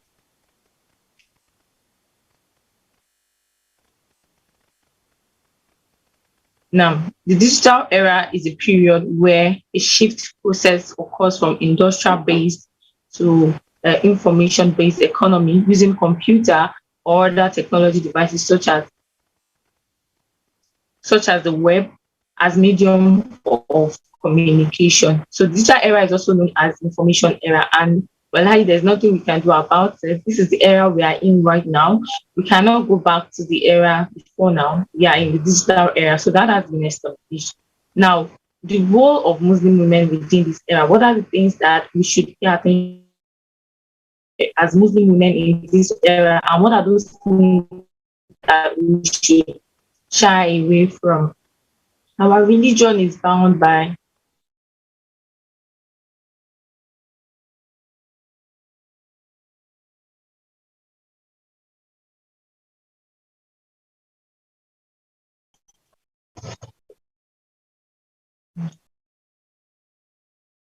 I'm sorry about that. So as I was saying, our religion is bound by laws, and everything that we do would be accountable for them. So the first thing I want us to pay attention to is that the digital era also came with digital things. So before now that we didn't have the influx of a lot of digital marketing, a lot of that, we were having the things that were prerequisite to that period. Now that we have digital era also came with digital sin. So it means that whatever we do, whatever period we change to, whatever transition that we have, Shaitan has a way of transitioning with us to that period. So if before now we were just using traditional methods like radio and TV, that way the Shaitan had a way of reaching us through those means as well. Now that we are all online, everybody is online, including the older generation and the younger generation. In fact, you even find children online these days. So everybody's online. So it means that there's also online things. So there's nothing that we do. There's no privacy in the sight of Allah. Whatever we do online and what we do physically, everything would be accountable for them. So that's being established. I just said that digital era also comes with digital sin. Now, what are those things that we should pay attention to? What are the things that we have been doing in this era that we do not see that maybe they are a way of consistency? First of all, for the older generation, for women within 40 years and above, they are even committing less sins, so to speak, because they are the generation who is just trying to think from the beginning. They are generation that asks their children, in advanced countries it's better, but for countries like Nigeria, older generations are still struggling to be on Facebook, use WhatsApp. There are some women within that age that can't use WhatsApp status. They can't post a picture on Facebook by themselves. So older generations have the tendency to commit less sins because they are just adapting to the technology. But generations like my own generation and the upcoming one, the millennials, we are more at risk when it comes to the digital era because we grew up in this era. We started using all of these things right from our teenagehood. So up to the stage where we are now adults and attending universities, getting married. So we grew up in this era. So what are those things that we should pay attention to? First thing is that what is our intention when we say, oh, we are being Muslim and we are being technology savvy? What is our intention? If you have LinkedIn, for instance, what is your intention towards that thing? Action is judged by our whatever is judged about us is judged by our niyyah. So what's our intention towards that? So if you're on LinkedIn, my intention is that I'll be on LinkedIn to get to collaborate and network with professionals. Okay, after networking with professionals, what is the end result of that thing? Okay, I'll have a job, and from that job, or I'll have a network, and from this network, I'll be able to earn influence, earn money. And this money, I'll use part of it to serve Allah, part of it to make sure that I sustain my family. So we should always we should have the end in mind when we are using technologies in the digital era, that, this is what I want to, when I'm able to achieve this, if I'm on WhatsApp and I'm able to sell whatever money I get, I'll use it to sustain my family, which is part of worship. Okay, which is part of worship. So intention is very important. It's easy to just say, oh, everybody knows why we're online, but everybody do not have the same intention. There's a thin line between intention and show off. Okay, so when you say, oh, I just want to be online because this is the in thing, everybody's online, so I just have to be online. What is the end point of being online? And while you're online, that will take me to my second point. What are you doing online? So assess yourself. Oh, I can use Google Meet, I can use Zoom, I'm on every social media, I have these soft skills. Okay, what are you doing with them? What are you doing with them? Is there, apart from worldly reward that your boss, your associate, they tell you, oh, Mr. So, you are very good. Mrs. So, you are very good at this. What is the end point? What are you depositing in your Akira bank? In the digital era that you are trying to evolve, what are those things that are depositing in your Akira bank? Okay, you have these skills.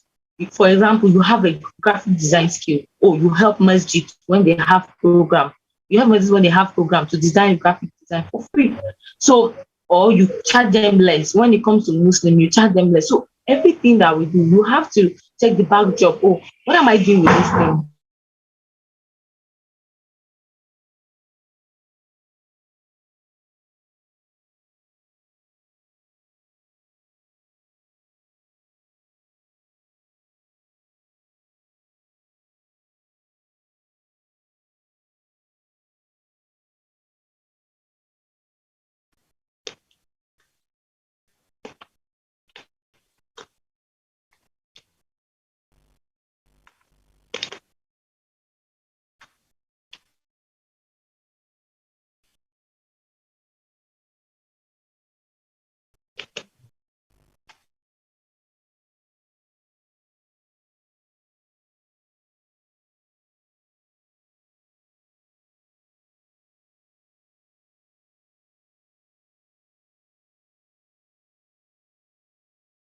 I had to switch my internet. I was having trouble with my Wi-Fi, so I had to use my mobile data. Okay, so I was saying,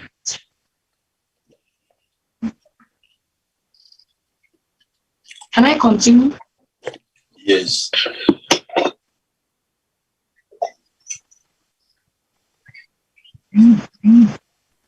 You can switch off your video camera if that will help. Okay, but I just switched to my phone mobile data, and that seems better.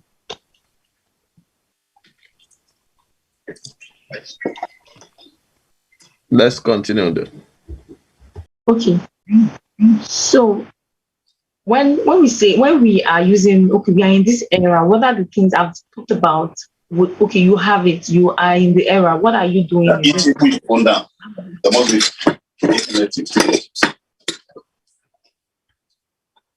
So you have the skills. What is your intention towards those skills? While you are trying to evolve in this era, what are those the skills that you have accumulated? What are the accurate things that you are doing? Is it just for worldly affairs? Are you just doing it so that people can praise you, that you know how to, you know how to function in this kind of world? What are the things that you are doing to see that your accurate is also being being deposited in, not just your worldly affairs. Okay, so I haven't said that. Why do we need to survive, and how do we survive in this digital era? We survive in this digital era by having digital skills. So like I said, digital skills digital era came with digital things. Now, how do we now survive in this digital era? We need to have digital skills.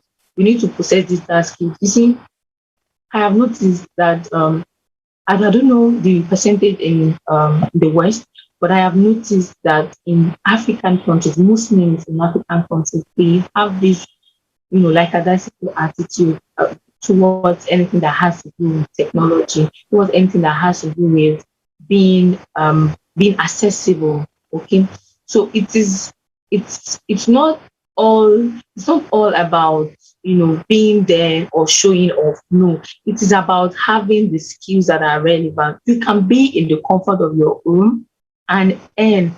You can be in the comfort of your home and learn. You don't have to. In fact, with the pandemic came a lot of opportunities for everybody, and Muslim women are even at their highest advantage of this thing. So you can do so much more. Allah Himself has encouraged us to seek knowledge. Even the Prophet said it, that seek knowledge as far as going to China. And now we don't even have to go to China. We have our phones, we have internet where we can seek as much knowledge as we want. And seeking knowledge is also compulsory on Muslims. So anything that can make us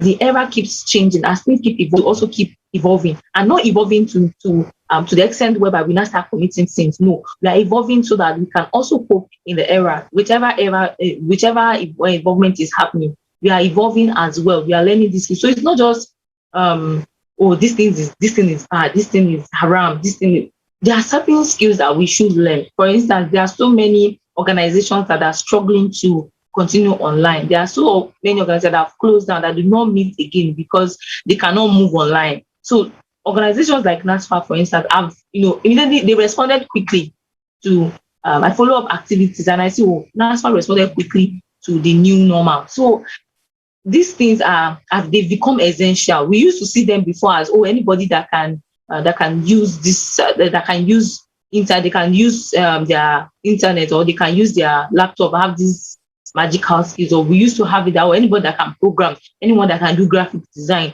anyone that can use social media platform, have these magical skills. But now it's no longer something that just one person should have. Everybody's that become essential skills. Unless you don't want to cope in the new economy or in the new normal, you just have to acquire digital skills. So one way to cope in digital era is to have digital skills. So what are those digital skills? Especially millennials, I'm posing this question to you. What are the digital skills that you have? What are those digital skills that you can boast of that? I as a Muslim woman, I have this skill.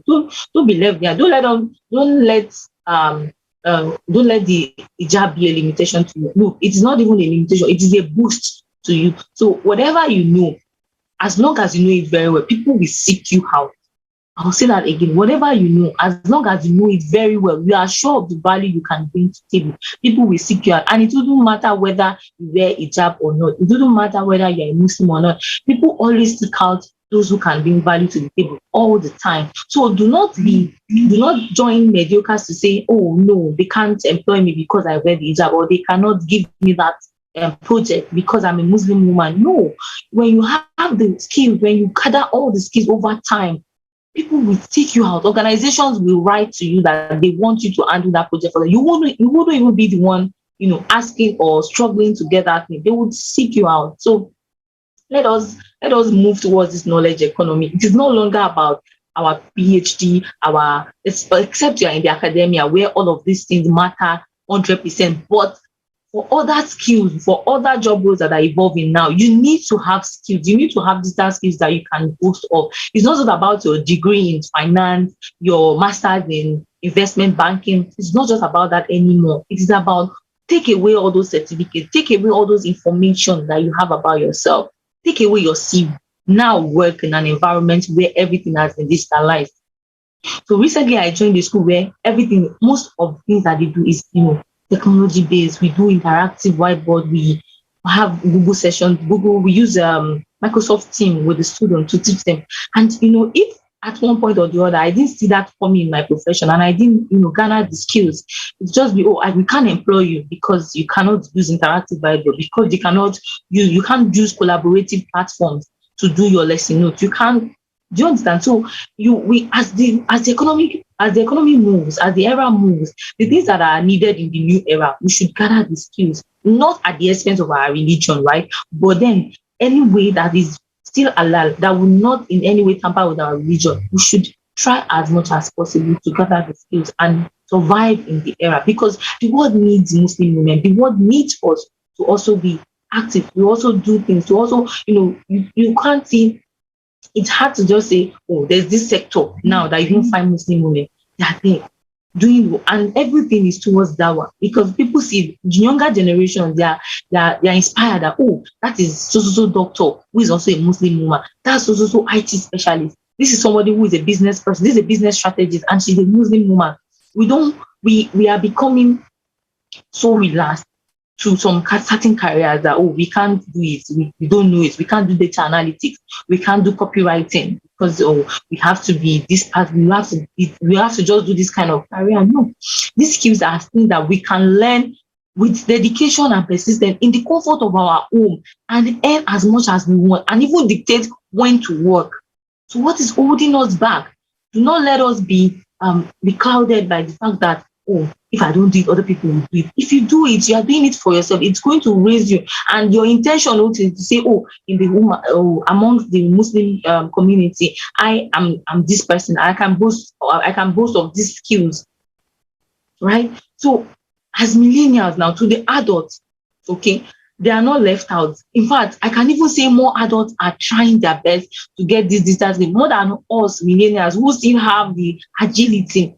You can see adults, they will hold Zoom session very smoothly. They will do presentations. They will do the way they would even submit their infographics. You will be wild. But you see millennials lazing around that they do not know these things. They cannot learn it. It takes time to learn.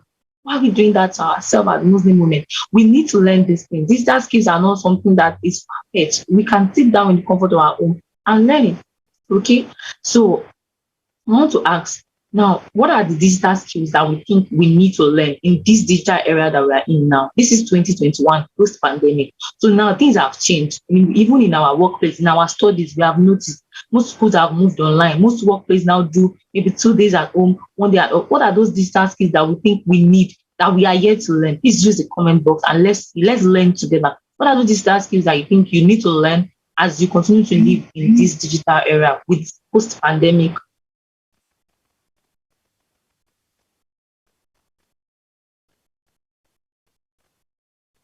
Please use the comment box. I'm expecting responses from. So the challenge is for the women on the platform. The men are not left out. What are the digital skills you need post-pandemic era? Put them on the chat box. Presentation skills, mashallah. Presentation skills. Using Teams, yes, beautiful. That's true. Zoom. Well, some people still struggle with using Zoom. Well, some people cannot. It's disheartening that people, when you want to, Zoom is just, something you can even read up on. You can watch Google videos and YouTube videos to see how you can use it. Time management. I want to speak on time management as well as my wrap up. Yes, time management. Attaching a document to an email. May Allah bless you for mentioning that. I was about to say that. Yes, women, youths, my sisters, mommies that are on this platform, attaching documents to an email is like, it's just like knowing how to press your phone. Well, it's baffling. Some people would apply for job. I served as teacher for a school recently where they employed some teachers for new roles in their school, and they would be find the attachment of my CV below. CV will be nowhere to be found. Really, we need to learn these things. These are things that will make us stand out. People cannot use email. You don't know how to write content that you can post in your email message. Please, let us learn these things for Allah's sake. We don't want to be left behind. This digital era is for us. It's for us. We need to be able to thrive, not just survive. We need to be able to thrive in this era. Thank you very much for the responses. So I wanted to mention time management. Our greatest asset as Muslim is our iman and our time. Even Allah has swear by the time. He swore by the time in the Quran. And while hasel, by time, mankind is in loss. Our time is very important. This digital era is the era where we cannot even use, our time is no longer for us. With one blink on our phone, we are there. We just, let me send one message, we are done. We are just 2 messages, 3 messages, time for Salah is gone. When I was saying that digital era came with digital sin, this is what I meant. You will be using your phone, you will be typing, you will hear, the entire e-commerce will be done, and you'll still be there. Let me quickly send this person, let me quickly answer this person, let me quickly attach this email. We need to learn how to, schedule our time. We need to learn, this time management is a soft skill that is needed in most organization. Don't let this era of instant messaging or social media cloud you from your primary purpose on earth, which is worship. So we need to know when to say, I want to pause. You need to set a time. For example, personally, I have a personal social media timetable. So on Monday, I'm only on Facebook and I reply to a few messages on WhatsApp. So just like that. So I don't get so carried away that I will not be able to perform my responsibilities at work, or when I get home, I will not be able to manage my phone. So we should know how to manage our time. These are one of these, digital skills is divided into hard skills and soft skills. So part of soft skill is time management. It is communication. Okay, it's teamwork. So when you don't know how to manage your time, you can't do teamwork. If you don't know how to manage your time, you can't communicate, because when the work is due, when the deadline is due, your lecturer asks you to submit sometime, your boss asks you to submit at a certain date. But because you couldn't manage your time well, you are busy carried away with phones, you are busy carried away with watching YouTube videos that are not necessary to your assignment, you won't be able to keep up. So let us learn how to manage our time. Now, I want to add that digital skills, yes, search engine usage, yes, beautiful. So I want to also talk about why do we need digital skills. I've said that we need digital skills so that we'll be able to thrive and so that we'll be employable. Like I said the other time, that we can stay in the comfort of our house and learn just anything. We can also stay in the comfort of our house and learn just anything. So at the beginning of the year, I was engaging a child in Texas. I was teaching her right there in my room in Nigeria. So we don't need to travel as far to do things anymore, because we have digital skills at our advantage. We have the internet. We have a lot of things at our advantage now. So we need digital skills to be employable, to be able to earn for ourselves. Just you will do it and you feel like this thing is something you can do for leisure, but you are doing it and you are earning from it because it's digital skills that is relevant in this economy. It's digital skills that is relevant in this era. Also, for those that are already employed, you need digital skills to stay employed. Those of you that I'm already employed, I don't need digital skills, or these are the ways we do it. We pass memo in my organization. We do we send letters by print. It will change. Things have changed now. So you still need digital skills to stay employed in your job. And those students who are still in school, you need digital skills to be able to boost your CV. to get internship, to get scholarship. You need to be able to boast of the things that you can do with the internet. You need to be able to boast of the things that you can do without traveling to that place. Yeah. So I want to mention the digital skills that we should learn to use, especially as millennials. Start from the millennials.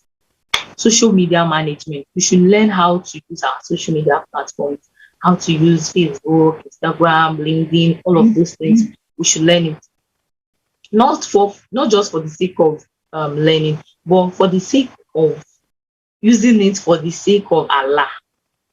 I'll say that again. We can use our social media for the sake of Allah. We can use our social media for dawah. Some of us find it so hard when something about Islam is posted, you cannot even like. But if it's about your favorite musician, you will post, you will like, you will repost, you will even comment. Please let us learn how to use our social media, not just for the sake of being online, but also for the sake of Allah. We will earn reward for that. If Allah says He will hold us accountable for everything we do, so it means that when we also use that thing, whatever we have in our within our means to also serve Him, He will also give us reward for it, inshallah. We also need to learn search engine market. Someone mentioned it the other time, search engine optimization, search engine marketing. For example, if Nasfat has a website now, what are those things that will make, what are those metrics that will make the website rank high when someone is searching about them online, or when someone is searching an information online? Let's say we want to learn 5 virtues of the Prophet. So if we have so many examples of that, how would Nasfat's website, who have that information, also rank as first or third on Google? We also need to learn content marketing. There's nothing you want to do now without content. The graphic design that was posted for our for this lecture, there was content there. So we can't do anything now. We can't do anything itself. But before now, content has been, but now it's becoming more pronounced. So we need to learn content marketing as adults, as students who are writing theses, who are writing exams, who is applying for a job, applying for scholarship. We need to learn content marketing, email marketing, and how to use email to our advantage, not just for marketing purposes, but also for communication, attaching documents, how to use, how to attach other people to see your document, how to collaborate using Google Docs. All of those, we need to learn it. Social selling. For those of us that sell online, we post on our social media platform, buy this, buy that, I'm selling this. You cannot just post. You cannot just say, well, I have this and it costs so dollars. You need to be able to say, why do I need to buy it? You need to be able to sell online, not just by posting. That's where content marketing also comes in. So we need to learn these things. It's not, we need to thrive online. So if we want to thrive online, we need to learn the things that will make us thrive online. And part of it is social selling. Even if you're a professional that don't sell anything, how do you tell people about the skills that you have? You went to an event and you want to tell people that you learned so and so there. How do you tell people so that for that in the future people say, oh, Mrs. Somebody have attended this event before, so let's call her. How do you sell yourself to the public that you can do certain things? The social media is now our new CV. So how do you tell people that, oh, I have these skills? How do you demonstrate the skills that you have learned over time? It is by content marketing. It is by social selling. We need to learn how to run adverts, how to do videos, how to do graphic design, digital marketing, content writing, artificial intelligence. The list is endless. So let us, whichever is relevant to our current role, our current position now, let us learn. For adults, we need to learn, like older women, like 40 plus, how to use browser. I know it may sound cliche that, oh, what's this sister saying? But really, some people still cannot use it. They want to set certain information or research. And younger women on the platform should please learn how to assist their parents. Not just laugh at them that, oh, mommy doesn't know this thing. No, you need to assist your parent that, oh, mommy, this is how you do this. This is how you search. This is how you extract information online. Older generations are at a disadvantage because it was not in their own era that this thing started. So we need to offer hand of assistance to them because they are all willing to learn. So let us assist one another as one woman. Let us be a knowledge gathering woman, not just the woman that would be laughing at one. No, let us be a knowledge gathering woman, one that would assist each other to become better for the purpose of not just for this life and also for the year after, inshallah. Sending emails, using attachment, and all of that. So I want to just add that what are things we should do in this area to avoid sins, to avoid digital sins? What are the things we should do? Number one, we should monitor how much time we spend online and the content of our exchanges. Muslim women and men, the aura of Muslim women, it doesn't stop physically. You still have it online as well. So don't say because you are not with that person or the person is not with you, you are not in a room together, you are just on WhatsApp or you are just on Zoom, you don't dress as properly, you don't dress modestly because, oh, this person doesn't just dress anyhow. The person sees all the things that are supposed to be your aura, so things that are supposed to be seen by your maram alone, you display to that person. There will be sins for that. So let us try our best. Nobody is perfect. As I am striving every day to become a better Muslim. Let us keep striving and don't let us bridge it because it's social media. So we should just show up anyhow or say just anything online. Everything we say, like there's this coinage online that the internet does not forget. So if you post a video of yourself, a picture of yourself that is inappropriate, it will be there even if you say you have deleted it. Some people have it on their phones permanently. So let us be careful. Number 2 is that we should seek relevant skills. We should learn relevant skills in this era. To thrive in this era, we cannot be laid back. We cannot be laid back. Let us try to learn relevant skills. Don't let us be mediocre. Let us contribute to this knowledge economy. Let our names be known or good. Let our names be known as so that there's this thing. Whenever Muslims do things, they attach it. If it's negative thing, they are quick to attach it to Islam. So let us change the narrative so that when we do positive things, they will also attach it to Islam, and more people will get to know about the beauty of our religion. Our religion also encourages us to learn, to seek knowledge. So let us showcase that. Let us change the narrative of all those negative mainstream messages about Islam. And if I mentioned again, check your online activity, check yourself and check your online activity regularly. What are you posting? Who are you spending your most time with? That person, are you supposed to be spending so much time with that person?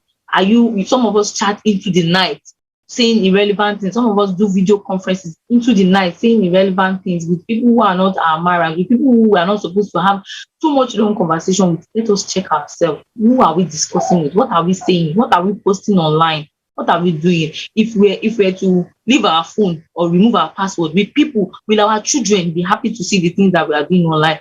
If we are to leave our phone, will our mothers be happy to see it? Will our spouses be happy to see the things that we post online? The discussions that we have with people that are not our marriage, the discussions that we have with people that are total strangers, please. And the use of emojis, all these things, they may seem minute. It doesn't matter. Now it's just an emoji. Don't let minute things be used as something that will not be held against us on the day of judgment. Let us be careful about the things that we use, about the things that we say, and the people that we talk to online. So I'll wrap up with that, inshallah, and I'll leave us with this message again, that if you are really good at something, you are really good, you've added value to yourself over time, you are not a mediocre, you are not being limited, you are not giving yourself negative mindset, I'm wearing a tab, so I can't do this. No, I'm a Muslim woman, so I can't do this. No, if you add value to yourself and have relevant skills, the job that you want, the project that you want, the happiness that you want from Allah, they will all come. They will all come. In fact, you may not even stress at all. All of these things will come, and inshallah, Allah will make it something that will be beneficial. Inshallah. Now, if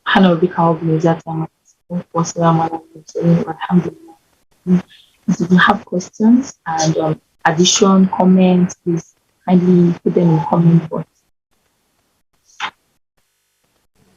Takbir, Allahu Akbar, Allahu Akbar, Allahu Akbar, Allahu Akbar. Alhamdulillah Rabbil Alameen, Alhamdulillah Rabbil Alameen. Before we proceed, if anyone has any question, please feel free to post it on the chat box for our sister to respond if there is any question. While we're waiting for any question or comment, I would like to add one more thing for our mothers. She talks about the skills that we need for job, for all of those social media skills and all. One of the things that we need, being women, the primary job that, as they say, or the primary role of a woman is to be a mother. And to be a mother, you are also the teacher of your mother. And these children they are born in the digital age. The jet age has gone. Now, how do you cope with teaching your children if you are not actual, if you don't know what to teach? So, and they say you cannot give what you don't have. So before your children get to that point when they will need you to assist them, acquire those skills for them. So it is essential. One of the other things we need to understand is how to restrict some of those things that our children are exposed to online. So for women, you need to learn how to password the internet. The other day, a sister came to me, Ustaz, my children are watching this and I don't know how to. I said, there are ways to curtail them. So youth also need to learn some of these things. May Allah make it easy for us, inshallah. So a lot of commendations on the chat box. We are not getting questions, but may Allah increase your knowledge and wisdom, mashallah, alhamdulillah, jazakallah khair, all of those commendations, barakallahu fiqh. Thank you for having me. Alaja, are you still there? Yes, I am, my missioner. Alhamdulillah, Rabbil Alameen. A beautiful thank you to our sister for sharing her knowledge with us. And like she has said, that is a challenge to all of us. I know those of us in UK, we are trying our best possible to be compliant with the new age. And to the Sorosoke generation, may Allah continue to guide them. And to those of us that are old, may Allah continue to guide our thoughts. And one thing I think I just want to chip in where my sister stopped is the fact that what is happening online now with Muslims, the Afars, the Sunnis, the Sufis, is like you don't even know where to look. We continue to pray that Allah will guide all of us and Allah will guide us to the right path. What I think we should do as Nasfat is that we should talk more about these things because it is there. Atankpako is a new thing. And also such things that are there. And our people are being exposed to it all the time. We don't even know what is true from what is not true. So I'm challenging our missioners to make sure that they do more on that. Issues that are current, that are happening, that women are being exposed to. Please address it and let us just make sure that we are on top of it before we get the wrong information. So my sister, Jazakumullah Khairan, we're hoping to hear from you another time. May Allah put barakah in all that you do, and may Allah reward your goodness with goodness. To all the Yal Baraka in the house, I have a beautiful mother. So that you'll have the last word on this matter. Okay. Let me quickly encourage our sisters. Okay, occasionally we think somebody is victimizing us at work. I've been on this job for so long, and supervisor. This is what our sister is saying to us that she's talked about. The basic skills you need at work. Can you plan the rota? Can you use Excel to do the rota? Can you do this and that? So if you are there, you know the job, you have the experience, you've been working in that care home for 300 years, but you cannot do paperwork. When they pick that young person who maybe Toriko Wajab ni abi Toriki Nigeria ko dudu emi dudu, it will go beyond that because managers will want results. So I know Millwall has done this in the past and all of those things. And so Alaja Oyewumi, as you are challenging the missioners and challenging all branch executives, women affairs secretaries through you, to say, let us go back when we do our women forum. The talk should go beyond husband, wife, children, marriage. No. It should be economic empowerment. It should be what skills do we need to organize. I commend Milton Keynes for your sewing kits and all of those things. Those who are in employment, who are the lower level,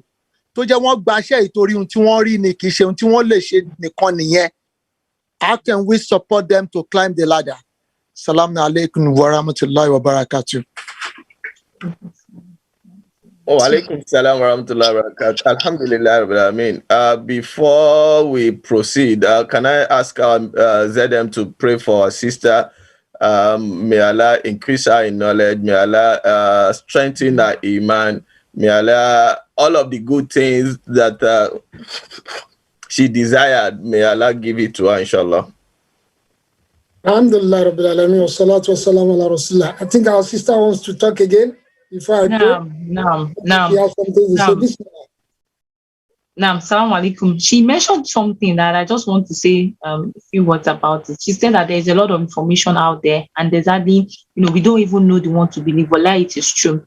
And I just want to add that it is incumbent on everybody, not only our husbands or our fathers, our sons, women too. We have to seek knowledge. It's just this laid back attitude have to stop. It's not just about knowledge of internet or knowledge of digital skills. We also need to seek Islamic knowledge. Don't wait for people to say, oh, every Sunday we wait for missionary to come and give us Asalat to sermon.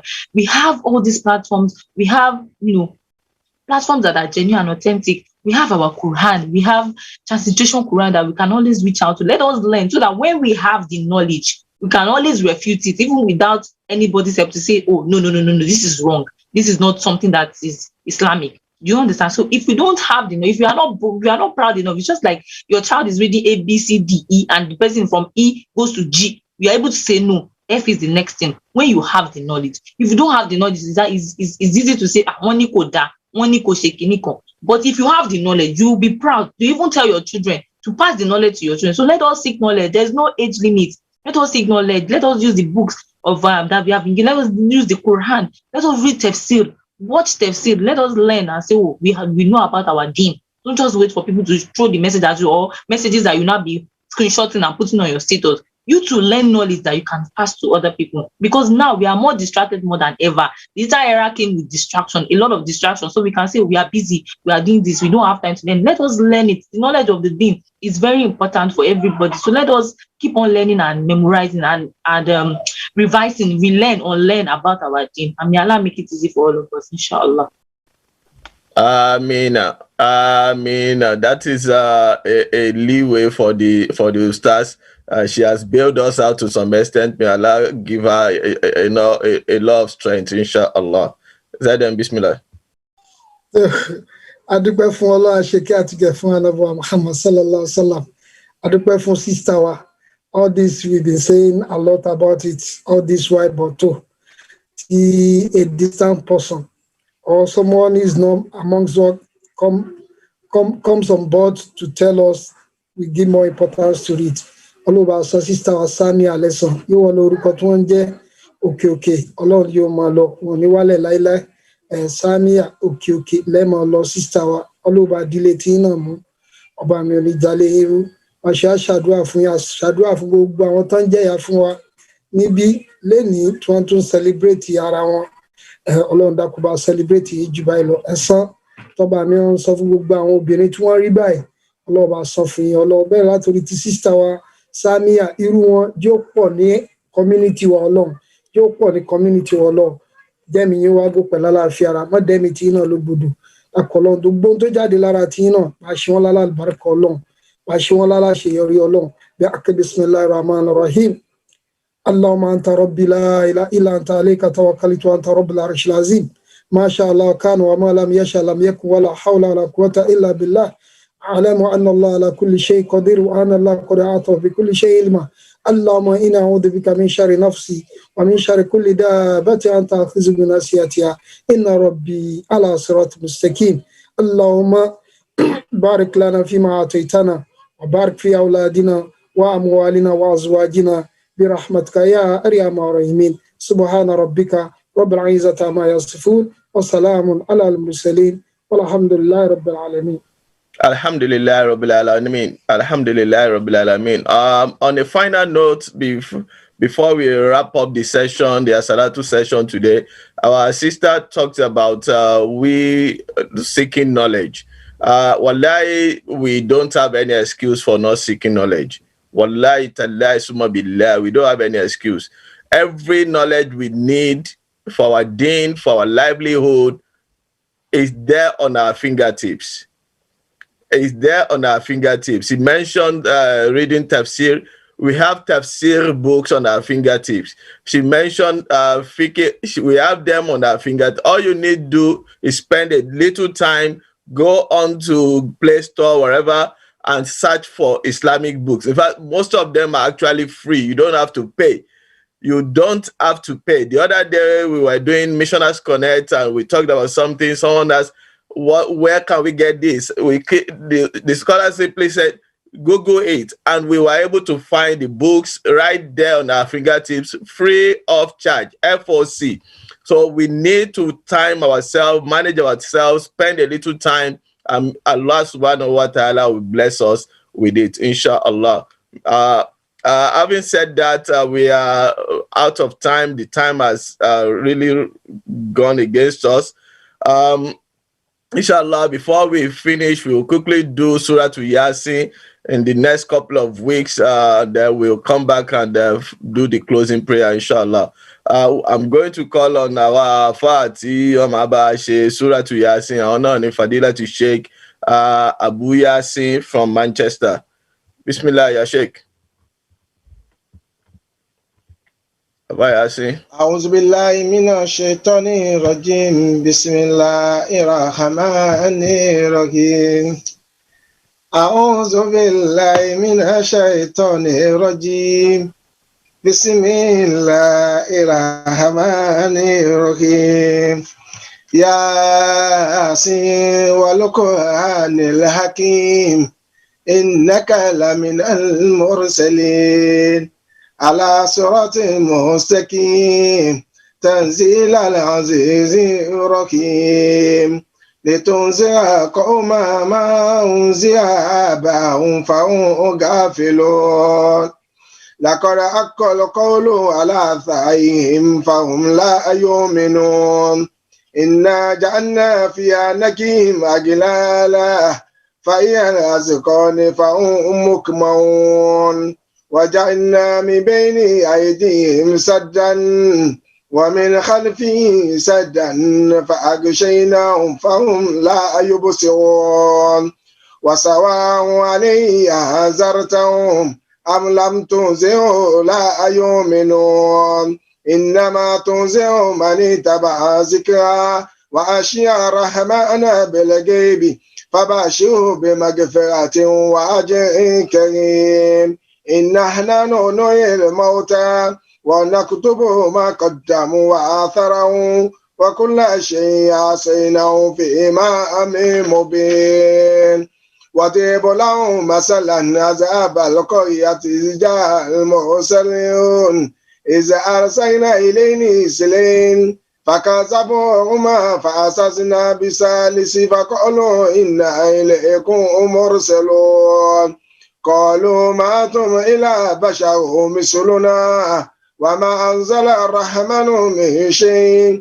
إن أنتم إلا تكذبون قالوا ربنا يعلم إنا إليكم لمرسلون وما علينا إلا البلاغ المبين قالوا إن تتغنى بكم لئن لم تأتوا لنجمعنكم وليمسنكم من عذاب أليم قالوا طائركم معكم أئن ذكرتم بل أنتم قوم مسرفون وجاء من أقصى المدينة رجل يسعى قال يا قوم اتبعوا المرسلين اتبعوا ما لا يسألكم أجرا وهم مهتدون وما لي العبد الذي فطرني وإليه ترجعون أتعظ من دنيا آلية إن يردني رحمن بدور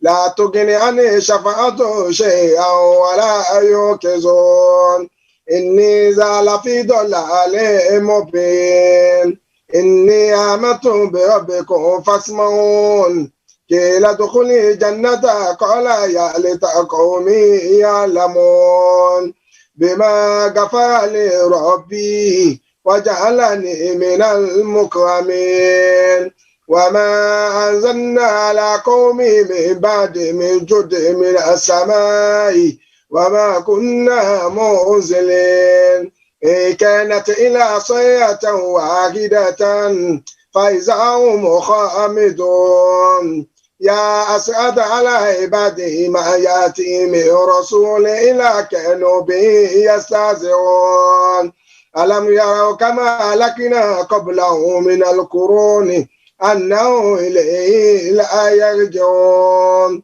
وإن كل لما جميع لدينا محضرون وآية لهم الأرض ميتة أحييناها وأخرجنا من حبا فمنه يأكلون وجعلنا فيها جنات من نخيل وعنب وفجرنا فيها من العيون ليأكلوا من ثمره وما عملت أيديهم أفلا يشكرون سبحان الذي خلق الأزواج كلها مما تنبت الأرض ومن أنفسهم ومما لا يعلمون وآية لهم ليل نسلهم منه النار فإذا هم مسلمون والشمس تجري لمستقر إلى ذلك تقدير العزيز العليم والقمر قدرناه منازل حتى أدرك العرجون القديم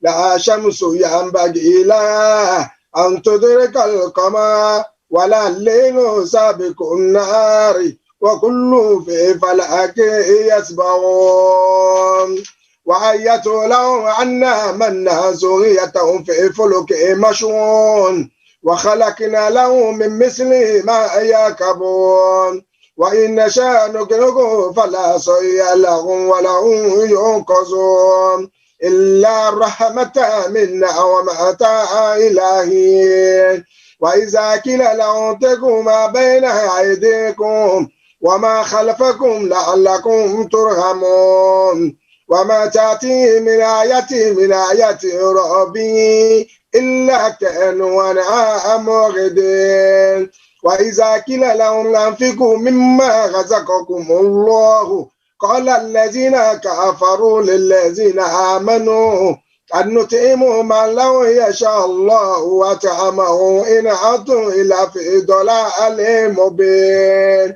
ويقولون متى هذا الوعد إن كنتم صادقين ما يزون إلى صيحة واحدة تأخذهم وهم يعصمون فلا يستطيعون توصية ولا إلى أهلهم يرجعون ونفي في السوء فإذا هم بالأجداث إلى ربهم يصلون قالوا يا ويلنا ما باسنا من مرقدنا هذا ما وعد الرحمن وصدق المرسلون إن كانت إلا صيحة واحدة فإذا هم جميع لدينا عمودون فاليوم لا تظلم نفس شيئا ولا تجزون إلا ما كنتم تعملون إنا ذهب الجنة اليوم في شغل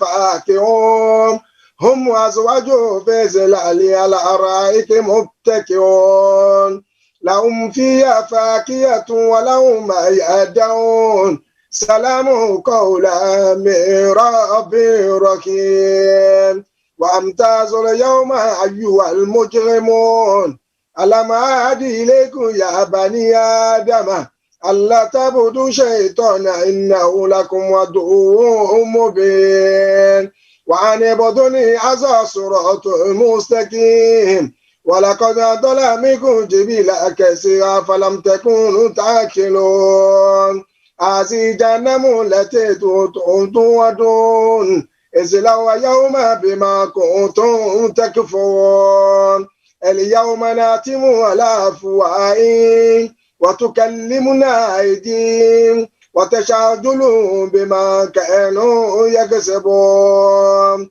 ولو نشاء لطمسنا على أعينهم فاستبقوا صراطا فأنا يبصرون ولو نشاء لمسحناهم على ما كانت فما استطاعوا مضيا ولا يرجعون ومن نعمره نكسه في خلقه أفلا يعقلون وما لمناه شيئا وما ينبغي له إن هو إلا ذكر وقرآن مبين لينذر من كان حيا ويحق القول على الكافرين أولم يروا أنا خلقنا لهم مما عملت أيدينا أنعاما فهم لها مالكون وذللنا لهم فمنها ركوبهم ومنها يأكلون ولهم فيها منافع ومشارب أفلا يشكرون واتخذوا من دون الله آلهة لعلهم ينصرون لا يستطيعون نصرهم وهم لهم منذرون فلا يحزنك قولهم إنا نعلم ما يسرون وما يعلنون أولم يروا الإنسان أنا خلقناه من نطفة فإذا هو خصيم مبين وضرب لنا مثلا ونسي خلقه قال ما يحيي عظاما وهي رميم قل يحيي الذي أنشأها ولا مرة وهو بكل خلق عليم الذي جعل لكم من الشجر ضرينا فإذا أنتم منه توقدون أوليس الذي خلق السماوات والأرض بقادر على أن يخلق مثله بلى وهو خلاق عليم إنما أمره إذا أراد شيئا أن يقول له كن فيكون فسبحان الذي بيده ملكوت كل شيء وإليه ترجعون ولا قوة إلا بالله العلي العظيم ولا حول ولا قوة إلا بالله العلي العظيم ولا حول ولا قوة إلا بالله العلي العظيم. Alhamdulillah, subhana rabbika rabbil izzati amma yasifun wa salamun ala al-mursalina walhamdulillahi rabbil alamin. Ajajo ma bismillahir rahmanir rahim. Bismillahir rahmanir rahim. Wa tarakna ba'dahum yawma izin yamuju fi ba'din ونفيق في سور فجمعناهم جمعا فجمعناهم جمعا فجمعناهم جمعا فجمعناهم جمعا فجمعناهم جمعا فجمعناهم جمع الفاتحة. بسم الله الرحمن الرحيم.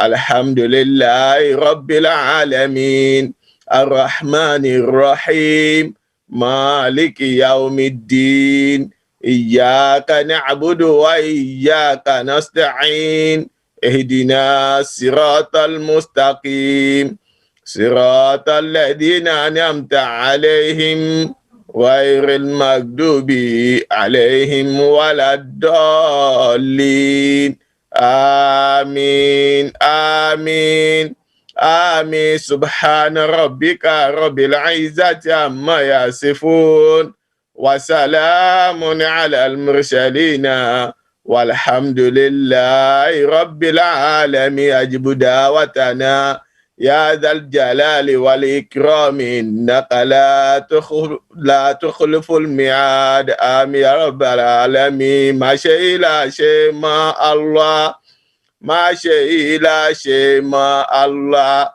ọbàjá ṣe púpọ̀ láyé. má ṣe ilá ṣe mọ Allah má ṣe ìlòpin oore Ọlọ́run má ṣe ìlòpin oore Allah ọbàjá ṣe púpọ̀ láyé. má ṣe ìlòpin oore wa akhiru da'wana anil hamdulillahi rabbil alamin. sallu ala nabiyil karim sallallahu alayhi wa sallam. Assalamu alaikum.